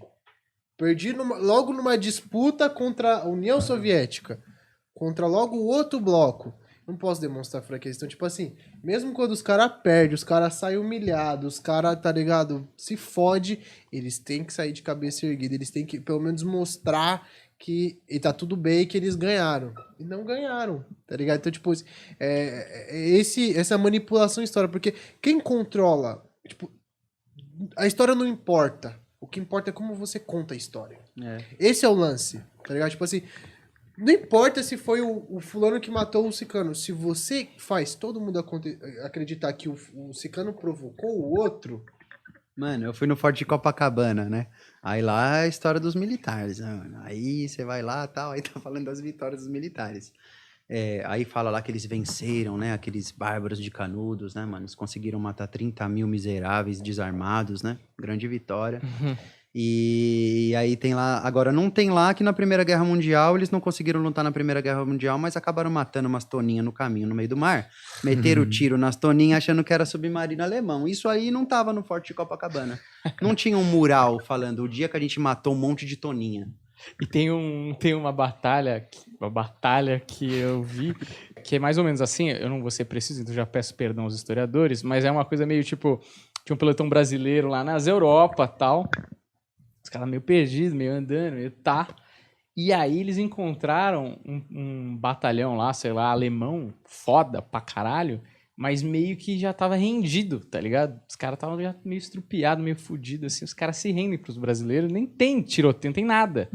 Só que é um pelotão de respeito alemão, e aí sai como se eles estivessem, porra, rendemos o alemão, viado! Os caras não te trocaram um tiro. Mas acho uma história maravilhosa, eles caras voltaram como heróis que voltaram, tipo, renderam a galera. Eles não tá ligado? renderam os alemães. Eles renderam os alemães. Renderam os alemães. Sabe que um guardinha da rua, se tivesse aparecido ali naquele ponto... Cara, já acho que ouviu- os alemães se confundiram, inclusive. Eu vi umas até. histórias também sem... É engraçado, é divertido na aula, né? Mas é importante dizer que, ó, não tem uma fonte segura. Mas tem a brincadeira de que era um inverno danado, aí os caras iam meter aqueles botão, aquelas galochas, não tinha no número certo, tudo número padrão. Aí ficava sobrando o número, porque a gente foi complementar o exército estadunidense, né? É. E aí a gente pegou os uniformes dos caras, tudo muito mais altos que nós, com um pé bem maior. Aí a gente mete a galocha sobrou, aí os caras, mano, o que eu faço com essa sobra aqui da bota? Mete jornal. E aí, depois de um tempo, aconteceu algum acidente que algum cara tomou um tiro, mas não teve que amputar a perna. O soldado tomou tiro, tem que amputar no meio do frio, no meio do veneno. E aí, esse brasileiro não teve que amputar. E aí falaram, mano, os brasileiros manjam demais. cara, mas mostra ver que foi sem querer um jornalzão ali. Ah, os caras acharam chupou que era de o sangue, propósito. É, os deixou caras o pé acharam do que era cara mó técnico. sequinho, não precisou Mó amputar. Nem gangrenou. Não, nem grangueno. É pura tecnologia, é Brasileiro, medicina né? avançada. É a Gosto. gambiarra! Exportando a gambiarra na guerra, parça. Gambiarra de guerra. Nós é foda. Nós faz gambiarra na guerra. Mas tem várias histórias boas. Tem uma história que os caras estavam na trincheira lá, era alemão de um lado e inglês do outro. E aí, porra, aquela guerra de trincheira que nada acontece. Os caras, mano, perto do Natal, eu acho que os caras iam não, jogar isso é bola, real, né? Isso tem foto e tudo. é verdade. isso Os tem caras foto, jogaram isso uma tem foto. pelada, velho. Essa é da Primeira Guerra e depois se mataram, né? Mas assim, futebol gera esse sentimento aí na galera. Inclusive tem uma música que é meio que música de torcida, que é por causa dessa história, né? Que eles cantavam Demais. juntos, né? Qual música mesmo? Alemanha e Inglaterra? Não tenho a menor ideia. É uma música, cara. Nós estamos aqui porque nós estamos aqui, não é isso? Porque a real era que eles eram vários jovens que estavam ali brigando por causa de uma treta dos velhos, como todas as guerras, Como né? é? E aí eles cantavam nós estamos aqui porque nós estamos aqui, porque nós estamos aqui, porque nós estamos aqui, meio que... Eu não sei se isso é verdade, porque é muito poético para os soldados Mas ali os caras fugidos, na né? guerra gritaram ou as torcidas depois? Não, eles cantavam juntos. Ah, meio tá. que eles cantavam juntos, assim, e hoje, até hoje, o ritmo estabelecido dessa canção ali que eles dividiram é um grito de torcida. Tem um vídeo do Legal, Antídoto, né, ter essa cara. relação, né? Com algo tão antigo, né? Muito É, louco. então, eu não sei se é mentira, porque é muito poético, né? É muito bonito. Inclusive a letra, né? Nós estamos aqui porque nós estamos aqui. É uma coisa muito poética. Mas procura, tem um vídeo do Antídoto que fala sobre isso. Que é um vídeo que ele... É um tipo de vídeo que eles vão passando algumas imagens e fazendo umas reflexões e tal, e ele conta essa história, que é muito, muito bonita, assim. Outro jogo de futebol que ficou muito famoso, muito histórico, foi do Bob Marley com Chico Buarque. Foi uma peladaça. Caralho. Belas fotos. Eu não sabia dessa daí, não. Tem foto. Tem uma foto bonita, velho. Caralho. Ele gostava muito de futebol, né? O É? Bob jogava uma bola. Inclusive foi numa dessa, né? Que causou a morte dele, não foi num acidente, Jogo, né? no Do jogo? dedão. Não lembro se foi É, no tem jogo, essa mas eu sei que era o história dedão aí que deu uma fudida aí. Que bacana, né? Como a gente desviou do foco, É, né? não, eu mas fui- também opa, minha, desculpa aí, mas rolou um desculpa aí, meti o apagão Bob no Marley meio no do meio. rolê, velho. Então, mas Não, assim... mas você tava falando da Primeira Guerra. E antes eu não lembro. Não, mas eu quero perguntar dessa coisa que, inclusive a questão militar, né? Conta histórias do jeito que decide contar. E tem muita gente até hoje que diz regime, né? Que fala como se fosse regime militar. As pessoas Boa. gostam de usar o termo regime militar, e eu conheço gente da minha família que falou: isso aí, ditadura era pra vagabundo, porque pra mim era tranquilo, eu vivi uma vida muito boa.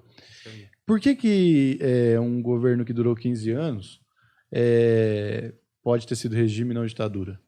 21, né? Tô sendo Passada irônico. de pano. Tô sendo irônico. O governo militar? O militar foi Foi 15 21, anos? 64 a 85. Ah, tá, mas a... Você falou que era ruim de história, não, hein? Não, eu sou péssimo. É, Isso essa aí eu data- chutei, meu. Caralho. Mas depois eles foram repassando, não foi? Não teve os 15 primeiros anos que foi... 15 primeiros anos foi um Castelo só. Branco. Foi um só, não foi? Não, talvez se tá com o número 15, seria do governo do Vargas, que é de 30 a 45. Isso. É isso, eu tô Porque ele misturando. também teve Tô uma misturando. ditadura. Mas aí já a Eu tô ditadura dele já misturando, foi de é 37 isso. até 45. É São isso. 8 anos. É isso mesmo, Mas exatamente isso. Mas é legal você falar. A gente teve, acho que, 6 repúblicas. Acho não, a gente teve 6 repúblicas, né? E você percebe que existe uma oscilação entre militares e civis no poder. É muito difícil a gente ter um presidente eleito passando o canudo para outro presidente, a faixa, né? Para outro presidente eleito.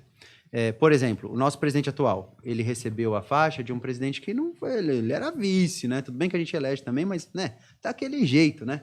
A última vez que uma pessoa eleita pelo povo, né? Passa a faixa para outra pessoa eleita pelo povo foi em 2014, quando a Dilma se reelegeu.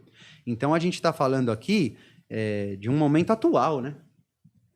Faz quase 10 anos que a gente não sabe o que é um presidente eleito passar a faixa para outro eleito. Não estamos falando da ditadura. Estamos falando de algo de agora. Houve um golpe político recente. E não estou defendendo ninguém. Estou falando de forma técnica. Golpe é quando existe uma mudança dentro da política, uma mudança interna, sem a participação ou não só por conta da participação popular. Então, quando é de dentro para dentro, quando os próprios políticos decidem tirar um deles, é um golpe. Aquilo não foi uma... E aí dá para dizer a mesma coisa da ditadura ato militar. democrático. Deram um golpe no presidente que estava lá, que era o João Goulart. O João Goulart ainda não tinha chegado no Uruguai. Ele realmente estava indo embora. Acho que no lugar dele muita gente faria a mesma coisa. Avisaram ele, falaram, ó, mano, quem fica morre. O Salvador Allende ficou e morreu. O presidente que fica no meio do golpe toma tiro. Você vai tomar tiro? Ah, que nada. Ele era estancieiro, né? Tinha uma graninha bem legal, foi lá pro Uruguai. Antes dele chegar no Uruguai, os políticos daqui falaram que não tinha presidente no país e que, portanto, a gente podia declarar vago, né, o lugar de presidência, então a gente podia incluir um outro. Então foi um golpe de 64, primeira dúvida, né? Foi um golpe ou não foi um golpe? Claro, mano. Coloca no vestibular que não foi um golpe e depois me conta. E né, Sem estar na faculdade. Você tá na confiança? Tá seguro que não foi? Bota no vestiba. E aí, assim, além disso, pode falar que é ditadura, né? Não deixa de ser um regime. Porque a gente tem um regime político até hoje. Agora, visivelmente, aí de novo disputa de narrativa. Chamar de regime é uma tentativa de você amansar esse sistema, né? Quando, na verdade, a gente tem 434 mortos oficiais, fora os desaparecidos. Censurados. Né? E o desaparecido, que é uma morte que dói para sempre, né? Você não sabe. Então é uma morte que dói para sempre. É muito pior do que... Ainda pior, né? Do que você encontrar o corpo. As mães procuram os corpos até hoje. É muito triste. Então você, de alguma forma, no seu discurso, sério mesmo, que você tá querendo me convencer de que algo muito terrível não foi tão terrível? É isso mesmo que você quer convencer a gente? Você tá muito preocupado com isso? Você quer mesmo... A sua intenção toda é demonstrar que aquele período em que militares torturavam presidiários sem nenhum tipo de consulta popular ou nenhum tipo de defesa, isso é um momento legal pra você, então. Então tá bom, então chama de regime, ué. As religiões afro também foram perseguidas pra caralho. Eu conheço muita gente velho de santo que fala que não tem porque se iniciaram. As mães de santo, a Zequed ficava na porta, porque era proibido ter batuque, era proibido ter gira, essas coisas. Aí ficava uma mulher na porta com alguma coisa assim, aí se vinsse um policial pra tentar censurar, bater alguma coisa, a mulher ia lá e, tipo, tinha aquele jogo de cintura, tentava seduzir o policial, porque, tipo assim, isso eu ouvi de gente de velho de santo, sabe? Tipo, que ficava ogando a porta do barracão na hora que passava a polícia, tudo ficava quieto. Hoje essas igrejas são muito mais discretas, né? Quando eu passo numa igreja católica, eu vejo uma cruz nervosa, irmão. Numa evangélica também, o bagulho é fervoroso. Agora, os centros são mais discretos, tem né? que ser camuflado. Tanto, tipo, assim, tem que ser, né? Olha que triste, né? Tem que ser, né? Tem que ser. Tipo, a gente tem um código entre a gente que a gente sempre reconhece um terreiro quando tem uma bandeira branca estendida. Todo terreiro tem uma bandeira branca. Isso vem da tradição banto, né? Vem, inclusive, dos quilombos. Tem uma bandeira branca. Geralmente é feito de bambu. Lá no meu terreiro é feito de bambu. E, bom, os que eu já passei também. Mas isso é bastante tradição dentro do candomblé. Algumas casas de umbanda ainda tem isso, mas hoje em dia tá ficando mais raro. Então, tipo assim, porra, eu que faço parte da religião que professo isso, escuto isso dos meus mais velhos, dizendo, o Zogan ficava na porta e mandava parar quando ficava embaçado de polícia, ou quando alguma EQED, alguma filha do terreiro tinha que fazer alguma coisa com um policial pra ele, tá ligado? Ou quando eles tinham que pagar o policial pra não fechar o terreiro, não perseguir. Ou quando, tipo, aconteciam os atos, tipo, cercavam os terreiros, quebravam os terreiros, faziam tudo aquilo durante aquela época, tá ligado? E vai denunciar pra quem? Né? Tipo, pô, estão atacando sua fé, estão destruindo sua igreja, estão destruindo a sua fé. Você vai recorrer a quem? Tá ligado? Então, tipo assim, essa época militar, eu particularmente eu encaro ela, tipo, não tem como não dizer que era uma ditadura.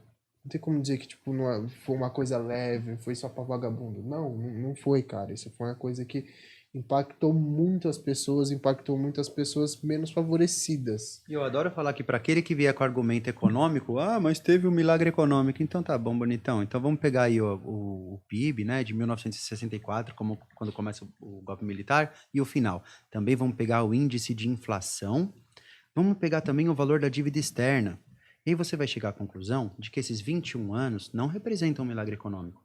Representam um pequeno aumento, sim, durante os anos de 67 até 73, e depois, de 74 até 85, temos mais de 10 anos de estagnação econômica. Então, esse argumento de que economicamente foi bom, não se justifica. Nem isso não foi. Né? Então, tá vendo que várias vezes, quando a gente discute história, lá no fundo a gente nem está discutindo história. está discutindo outra coisa. Porque para as pessoas que defendem a ditadura, não importa para elas o quanto foi sinistro. Não é isso que importa. Importa que elas querem de novo, só que elas não podem falar.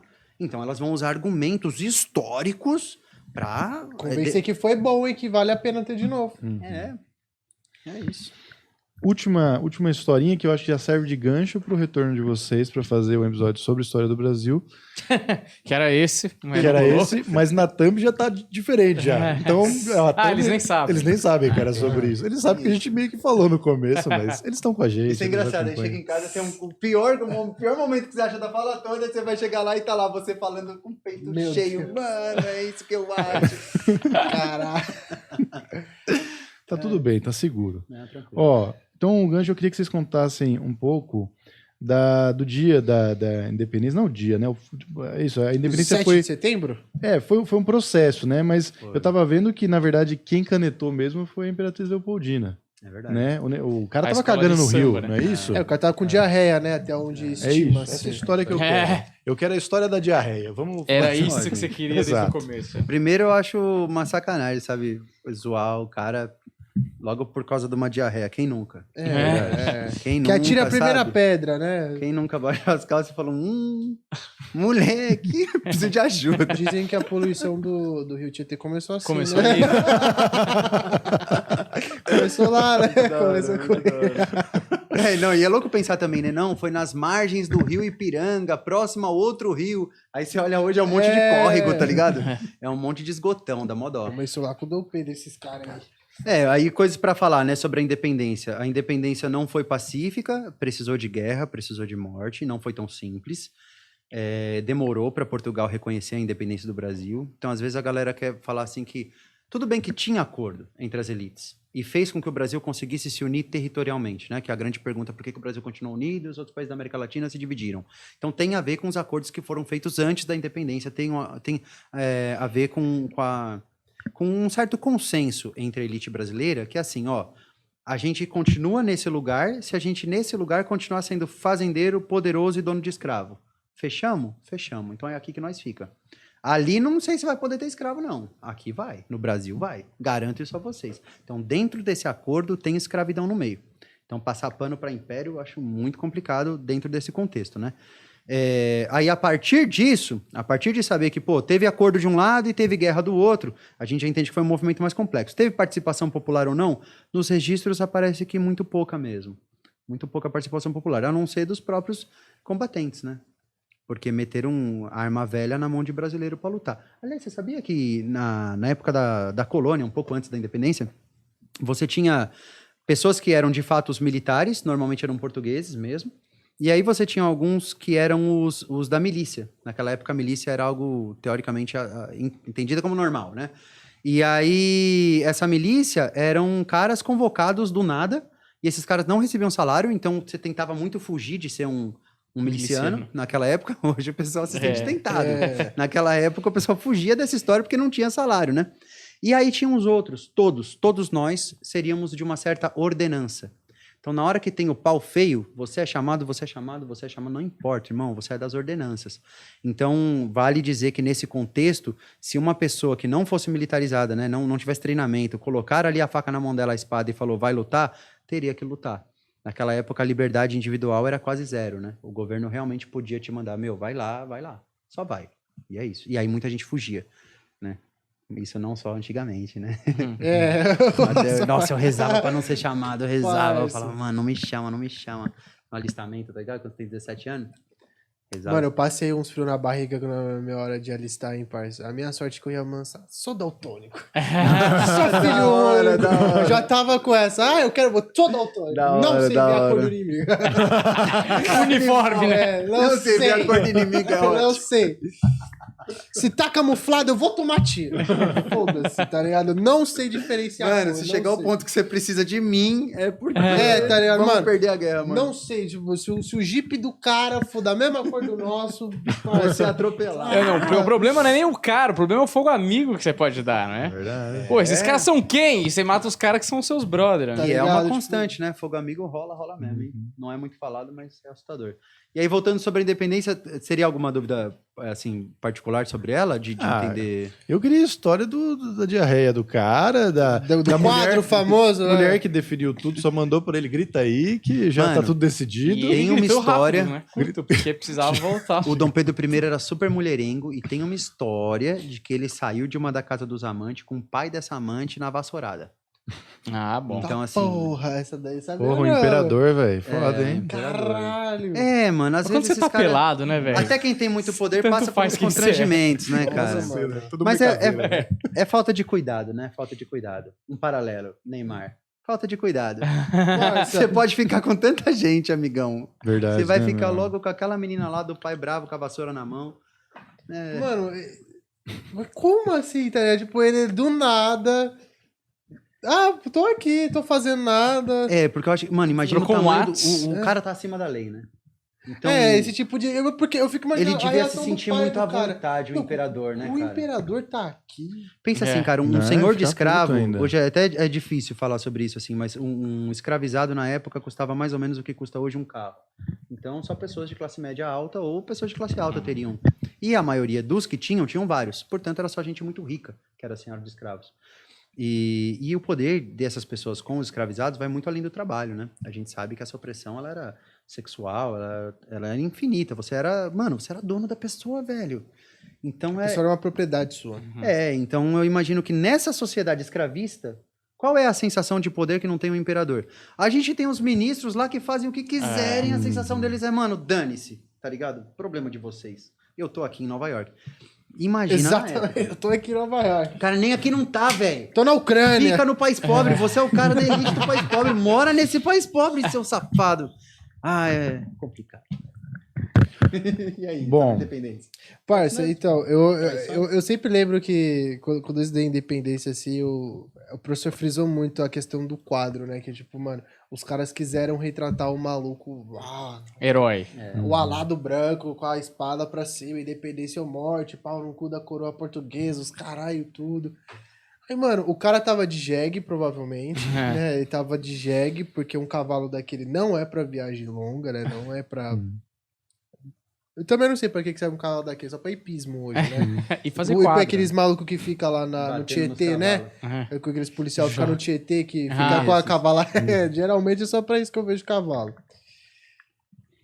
O maluco tava de jegue, o maluco tava com caganeira, o imperador tava cagando no rio, e a gente não tem certeza da segurança dele nesse processo, porque, de novo, vai pra narrativa. Quem que vai contar uma história de que o imperador vacilou, se tremeu, se mijou todo? Ninguém vai contar. Então vamos falar que ele tava tranquilão ali, né? Mas é bem esquisito você fazer uma independência contra seu próprio pai, sei lá, parece um pouco uma treta adolescente, assim. Não parece tipo um bagulho do...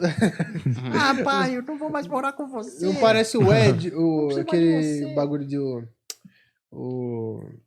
Como é que é? Síndrome de Édipo? É bem isso, né? Tipo, E aí, mais confuso ainda, que depois de ter conseguido a liberdade, ele é o imperador do Brasil, o primeiro imperador que a gente tem na história do país, e aí depois acontece uma treta lá que ele volta, né? ele volta com o rabinho entre as pernas e... Cadê o proceder, parceiro? Fica Mano, até o final, irmão. E aí morreu, pegou uma tuberculose lá, morreu novão lá também. Ficou o Dom Pedro II, que era uma criança. Aí quando ele tinha 14 anos, quiseram meter um golpe lá pra falar que ele era maior com 14 anos. Quem nunca teve 14 anos e já tentou passar por 18. Ele era gato, né? Pediu ele e o Emerson eu ia ensinar Sheik. um bagulho errado. Então, esses caras... Tinha um tal de Sandro Hiroshi também. É Jesus, Eu velho. ia falar uns bagulho que eu fazia 14 anos pra me passar pro maior. Não, 14 já tá... Ah, mas pelo agora menos você tem já esse tá contexto livre. bom a seu favor. Você fala que você tem 18 e fazer alguma besteira, já era. Não, nossa. Com 14 ainda... Colocar pegar o RG do amigo e colocar a foto dentro.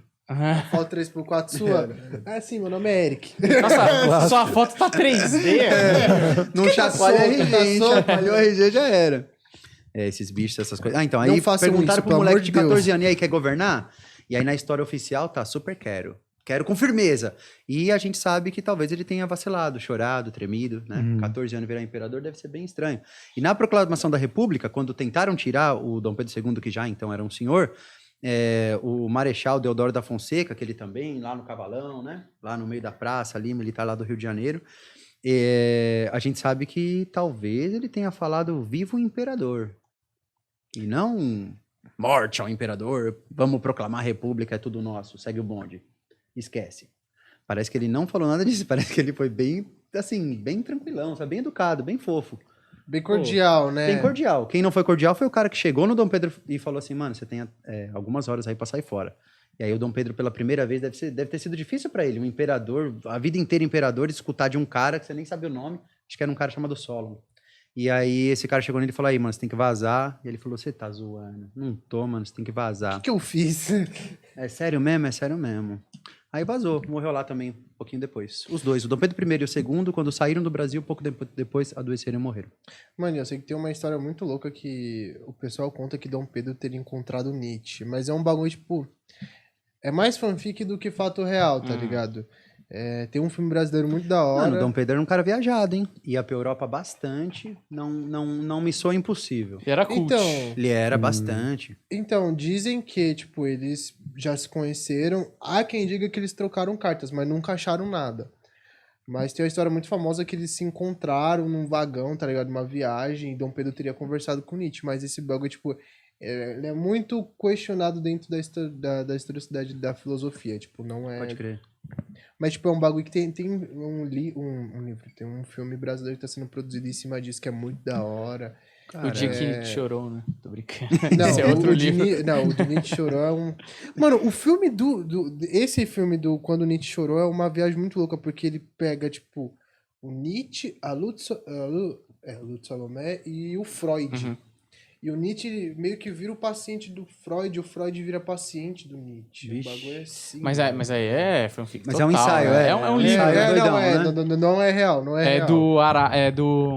Putz, esqueci o nome dele, mas ele tem vários livros que falam sobre filósofo, tem a Cura de Schopenhauer, tem...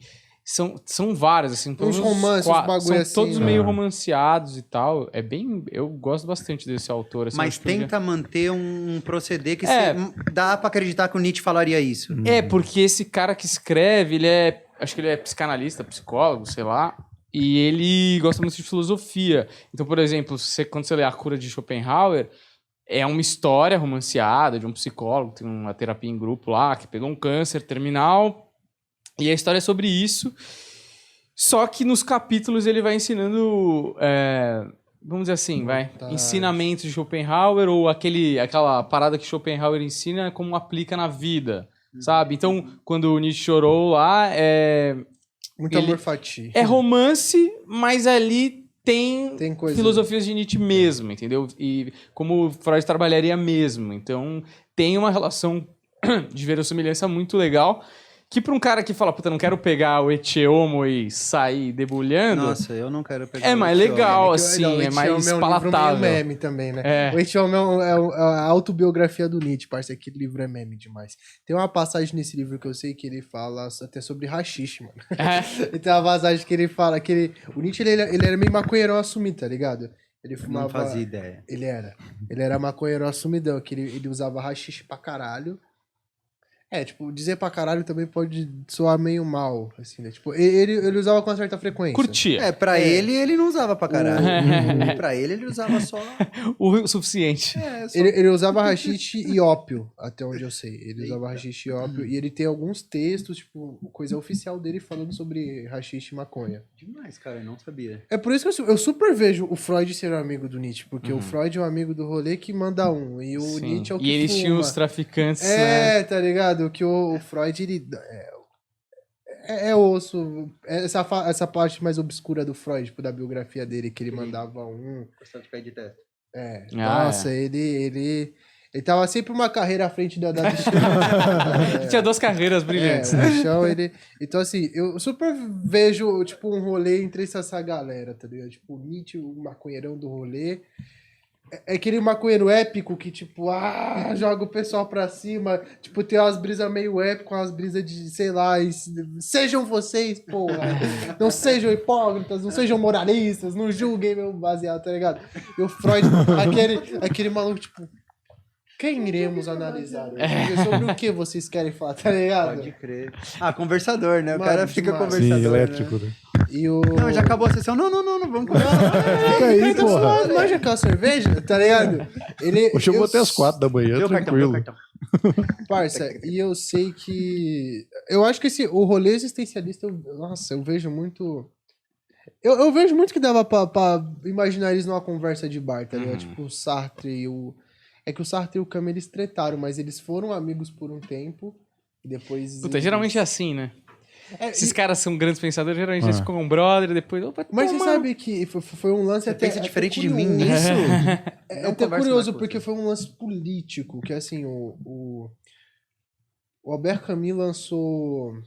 Eu não lembro se foi O Estrangeiro. Eu sei que o Sartre, ele chegou a ler alguma coisa do Camus e falou, caralho, do caralho, muito brabo, o cara, potencial da hora. Eles começaram a se aproximar e tal. Tem até uma história da hora sobre o prêmio Nobel, que o Camus fez mó raiva pro outro. Aí, eles se aproximaram, o Camus não gostava de ser intitulado de existencialista, mas a filosofia é existencialista e tal. Só que o Sartre, ele era meio que, tipo assim, o cara que fala bem da União Soviética na França, tá ligado? O Sartre, ele era aquele pontinho da União Soviética na França. Tipo, falava super bem de Stalin, falava super bem do regime comunista e tal. Aí o Camus foi meter o dedinho na ferida e falar também dos podres ali que tava rolando, tá ligado? Tinha umas paradas meio autoritárias, tinha umas coisas que não era da hora. E o Camus, ele soltou algumas críticas ao regime soviético. O Sartre falou, como assim?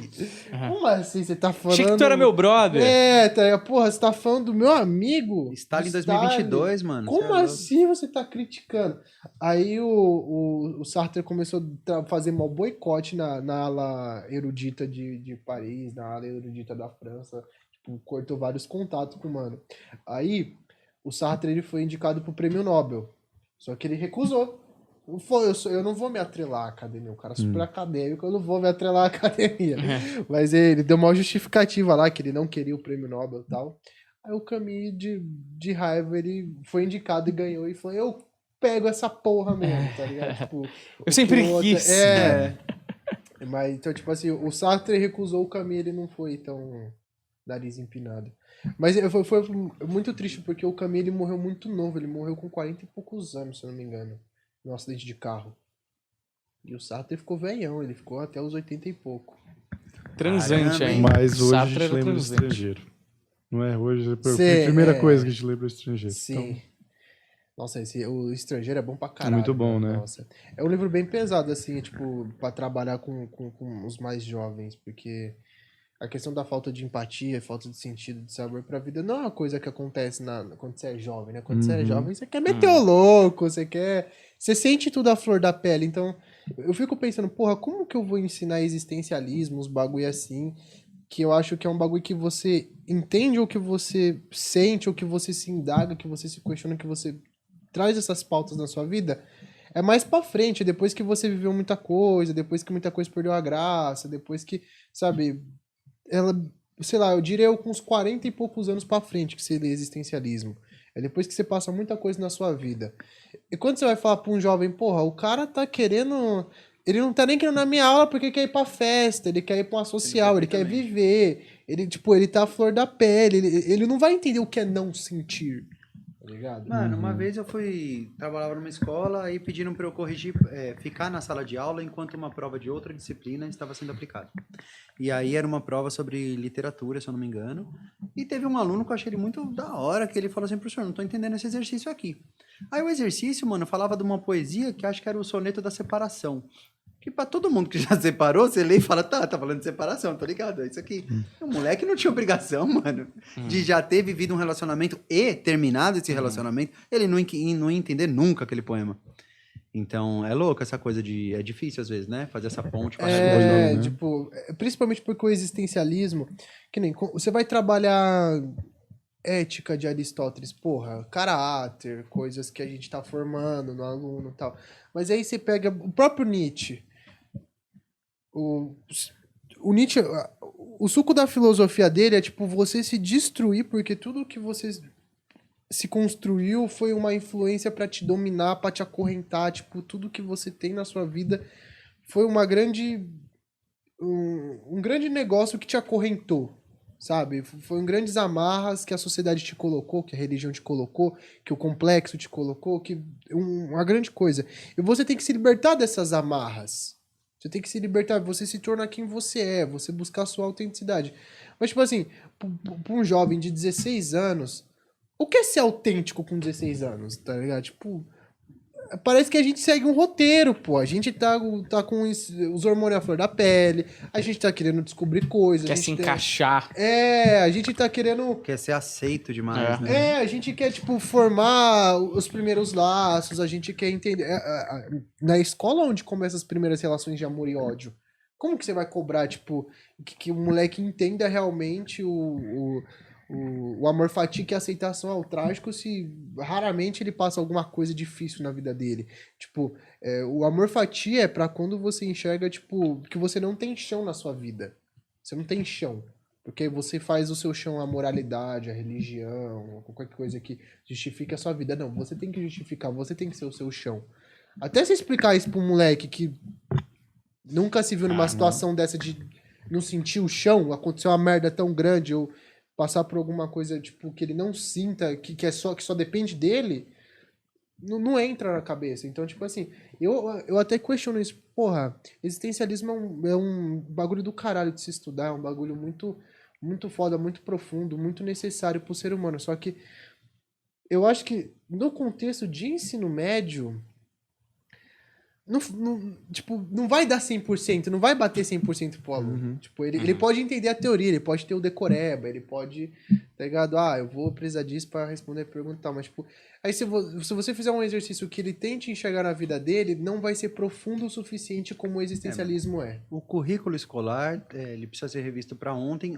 O triste é que ele será revisto e ficará talvez pior do que é. Sim. Não sei, ele é uma proeza.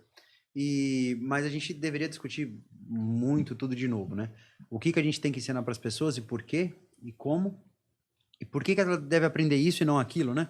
Por que a gente aprende algo de história mesmo, para falar mal da minha própria disciplina? Por que a gente aprende algo do século XIX, a gente vai falar da Comuna de Paris lá e a gente não sabe nada sobre quem estava aqui antes dos portugueses chegarem, né? Então, gostaria sim de que a gente revisse todo esse currículo escolar, para que, quem sabe, um dia o que a gente aprende na escola tivesse um pouco mais de relação, proximidade com aquilo que a gente vive no dia a dia. Quando eu estudei lá na USP de 2007 até 2011, o que eu aprendi lá, mano, depois de 2011 é que veio uma porrada de coisa de internet. Instagram, TikTok, um monte de rede social que quando eu estudei nem nada. Orkut e aí, MSN, se os caras não atualizarem esse currículo, mano, você tá formando quem para quem? Né? O professor de história vai ser formado para falar com quem, cara pálida? Porque se você não sabe a linguagem do aluno, sabe? Aí tem um monte de professor resistente, né? Não vou entrar nesse mundo. Mano, é complicado, é um desafio. Atualizar o currículo e... A didática, a metodologia de ensino, né? Aí dava pano pra manga pra mais episódio, que aí eu já meto o Foucault no meio, porque olha, por que todo mundo tem que ficar de costa um pro outro e todo mundo olhar pro professor? Porque a gente organiza até a própria sala de aula, porque tudo segue um padrão, né? Sociedade disciplinar. Parece uma fábrica, né? Tem até banho de sol na escola, meu. Recreio é banho de sol, porra. Só tinha 3 lugares no século XIX que tinha banho de sol, que era o exército, a fábrica e a escola. Os dois não tem mais, só tem a escola ainda. A gente tá no século XIX praticamente, né? E hoje é as prisão, né? A arquitetura das escolas, né, gente? A arquitetura É o panóptico, você olha uma né? escola de fora, mano, se não tiver aquelas pinturas escolares escrito assim, lá, EMF e tal, não sei o que, a sigla, eu não vou saber se é uma coisa ou outra. Uniforme. Não vou Putz. saber. The Wall, né? No Pink Floyd, canta contra a massificação escolar e tal. Ai, putz, tem tanta coisa moderna de ensino que eu acho que poderia ser abordado. Só que assim, a gente tá num passo no país que nem o básico do básico a gente tá conseguindo entregar. Imagina a gente pegar filosofias de educação da Finlândia, que super, porra, é a melhor educação do planeta, super criativa, super funcional, com menos carga de horas aula e menos lição de casa, alimentando a curiosidade natural da criança, sabe? Por exemplo, essas coisas... Puta, que é uma puta viagem, mas é aquela coisa que você falou, o cara não tem comida em casa, vai pra escola comer, chega na porra da escola, o governador roubou a merenda, bicho. Então, quer dizer, a gente tá numa outra discussão, E tentou entregar a farinatinha lá.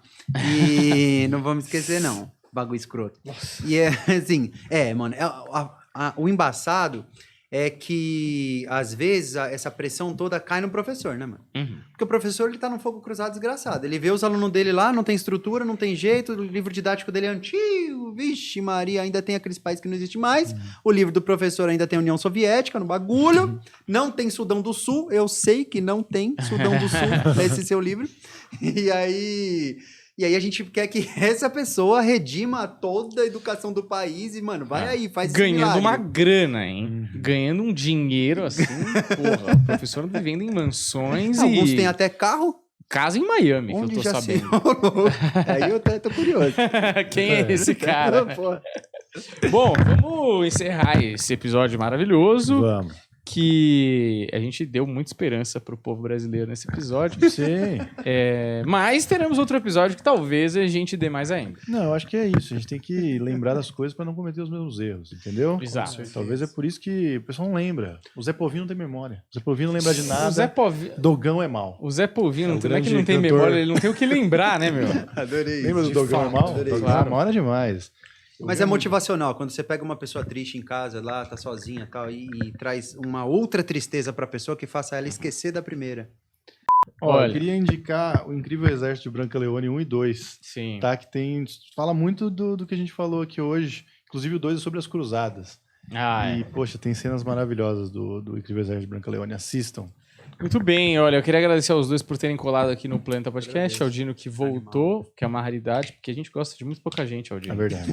E só volta quem gosta, que a gente gosta. Caralho, Certo? eu ganhei moral, Então pô. é isso. Muito obrigado por terem colado aí. Vocês estão aqui com a porta sempre aberta para recebê-los. Porque, como eu digo, tem gente que vem aqui e a minha gigantesca ignorância é ligeiramente diminuída com a presença de algumas pessoas. E vocês dois são, com certeza, uma delas, tá certo?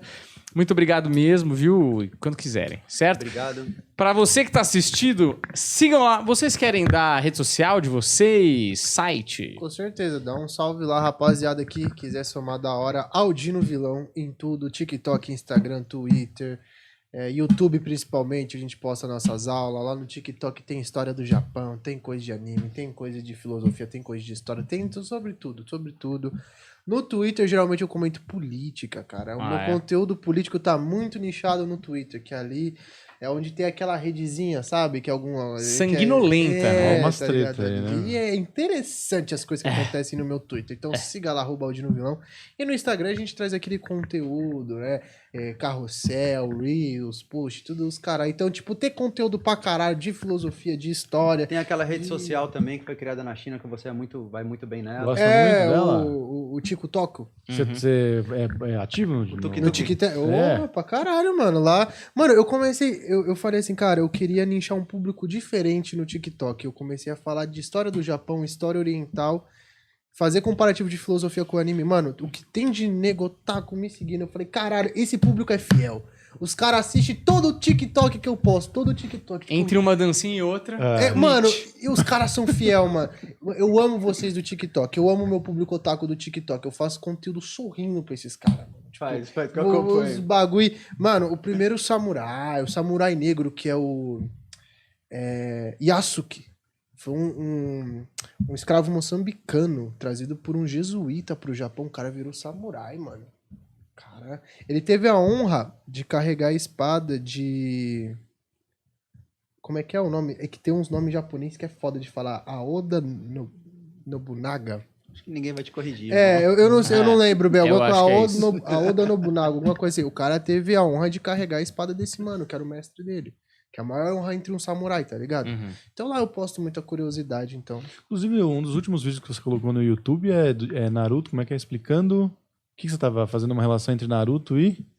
Vai ser o vídeo. Explicando Naruto. Naruto. É que ele anda muito com Nietzsche, aí é foda lembrar. É, rouba a brisa. Não, mas eu tava vendo os vídeos que ele peraí. fez, eu falei, nossa, mano, você já falou com Cortella, você já falou com Karnal, você já falou com esse aqui. Aí teve um que eu coloquei lá ali, nossa, esse... Já falei com esse cara. Não, já falei. Já falou, mano. Parça, é muita gente. É muito mano. trabalho, Nossa, é né, muita cara? gente. Sim. Mano. Vocês também uma hora vai começar a esquecer, não é possível. É, Aqui, ó, como explicar Nietzsche com Naruto. É. Aqui, ó. Ah, foi um shorts que Tem uma eu... de redação do Enem aí, hein?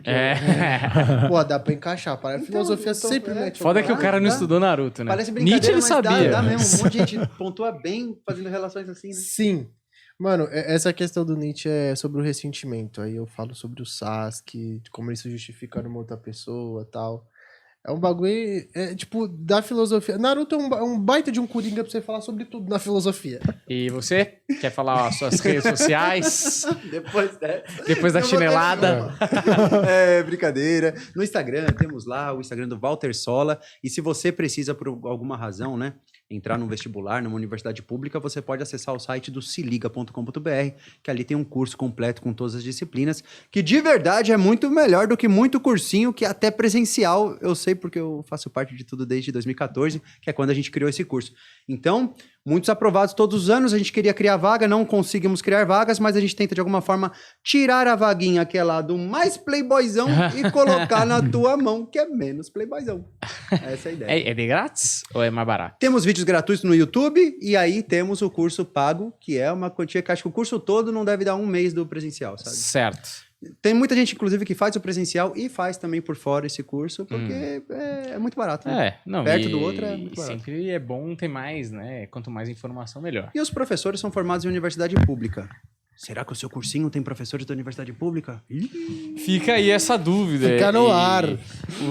Você que tá aí para prestar vestibular, espero que tenha sido elucidativo esse podcast, porque você falou, eu não vou estudar a história do Brasil, vou ouvir um podcast, que também é sempre uma opção.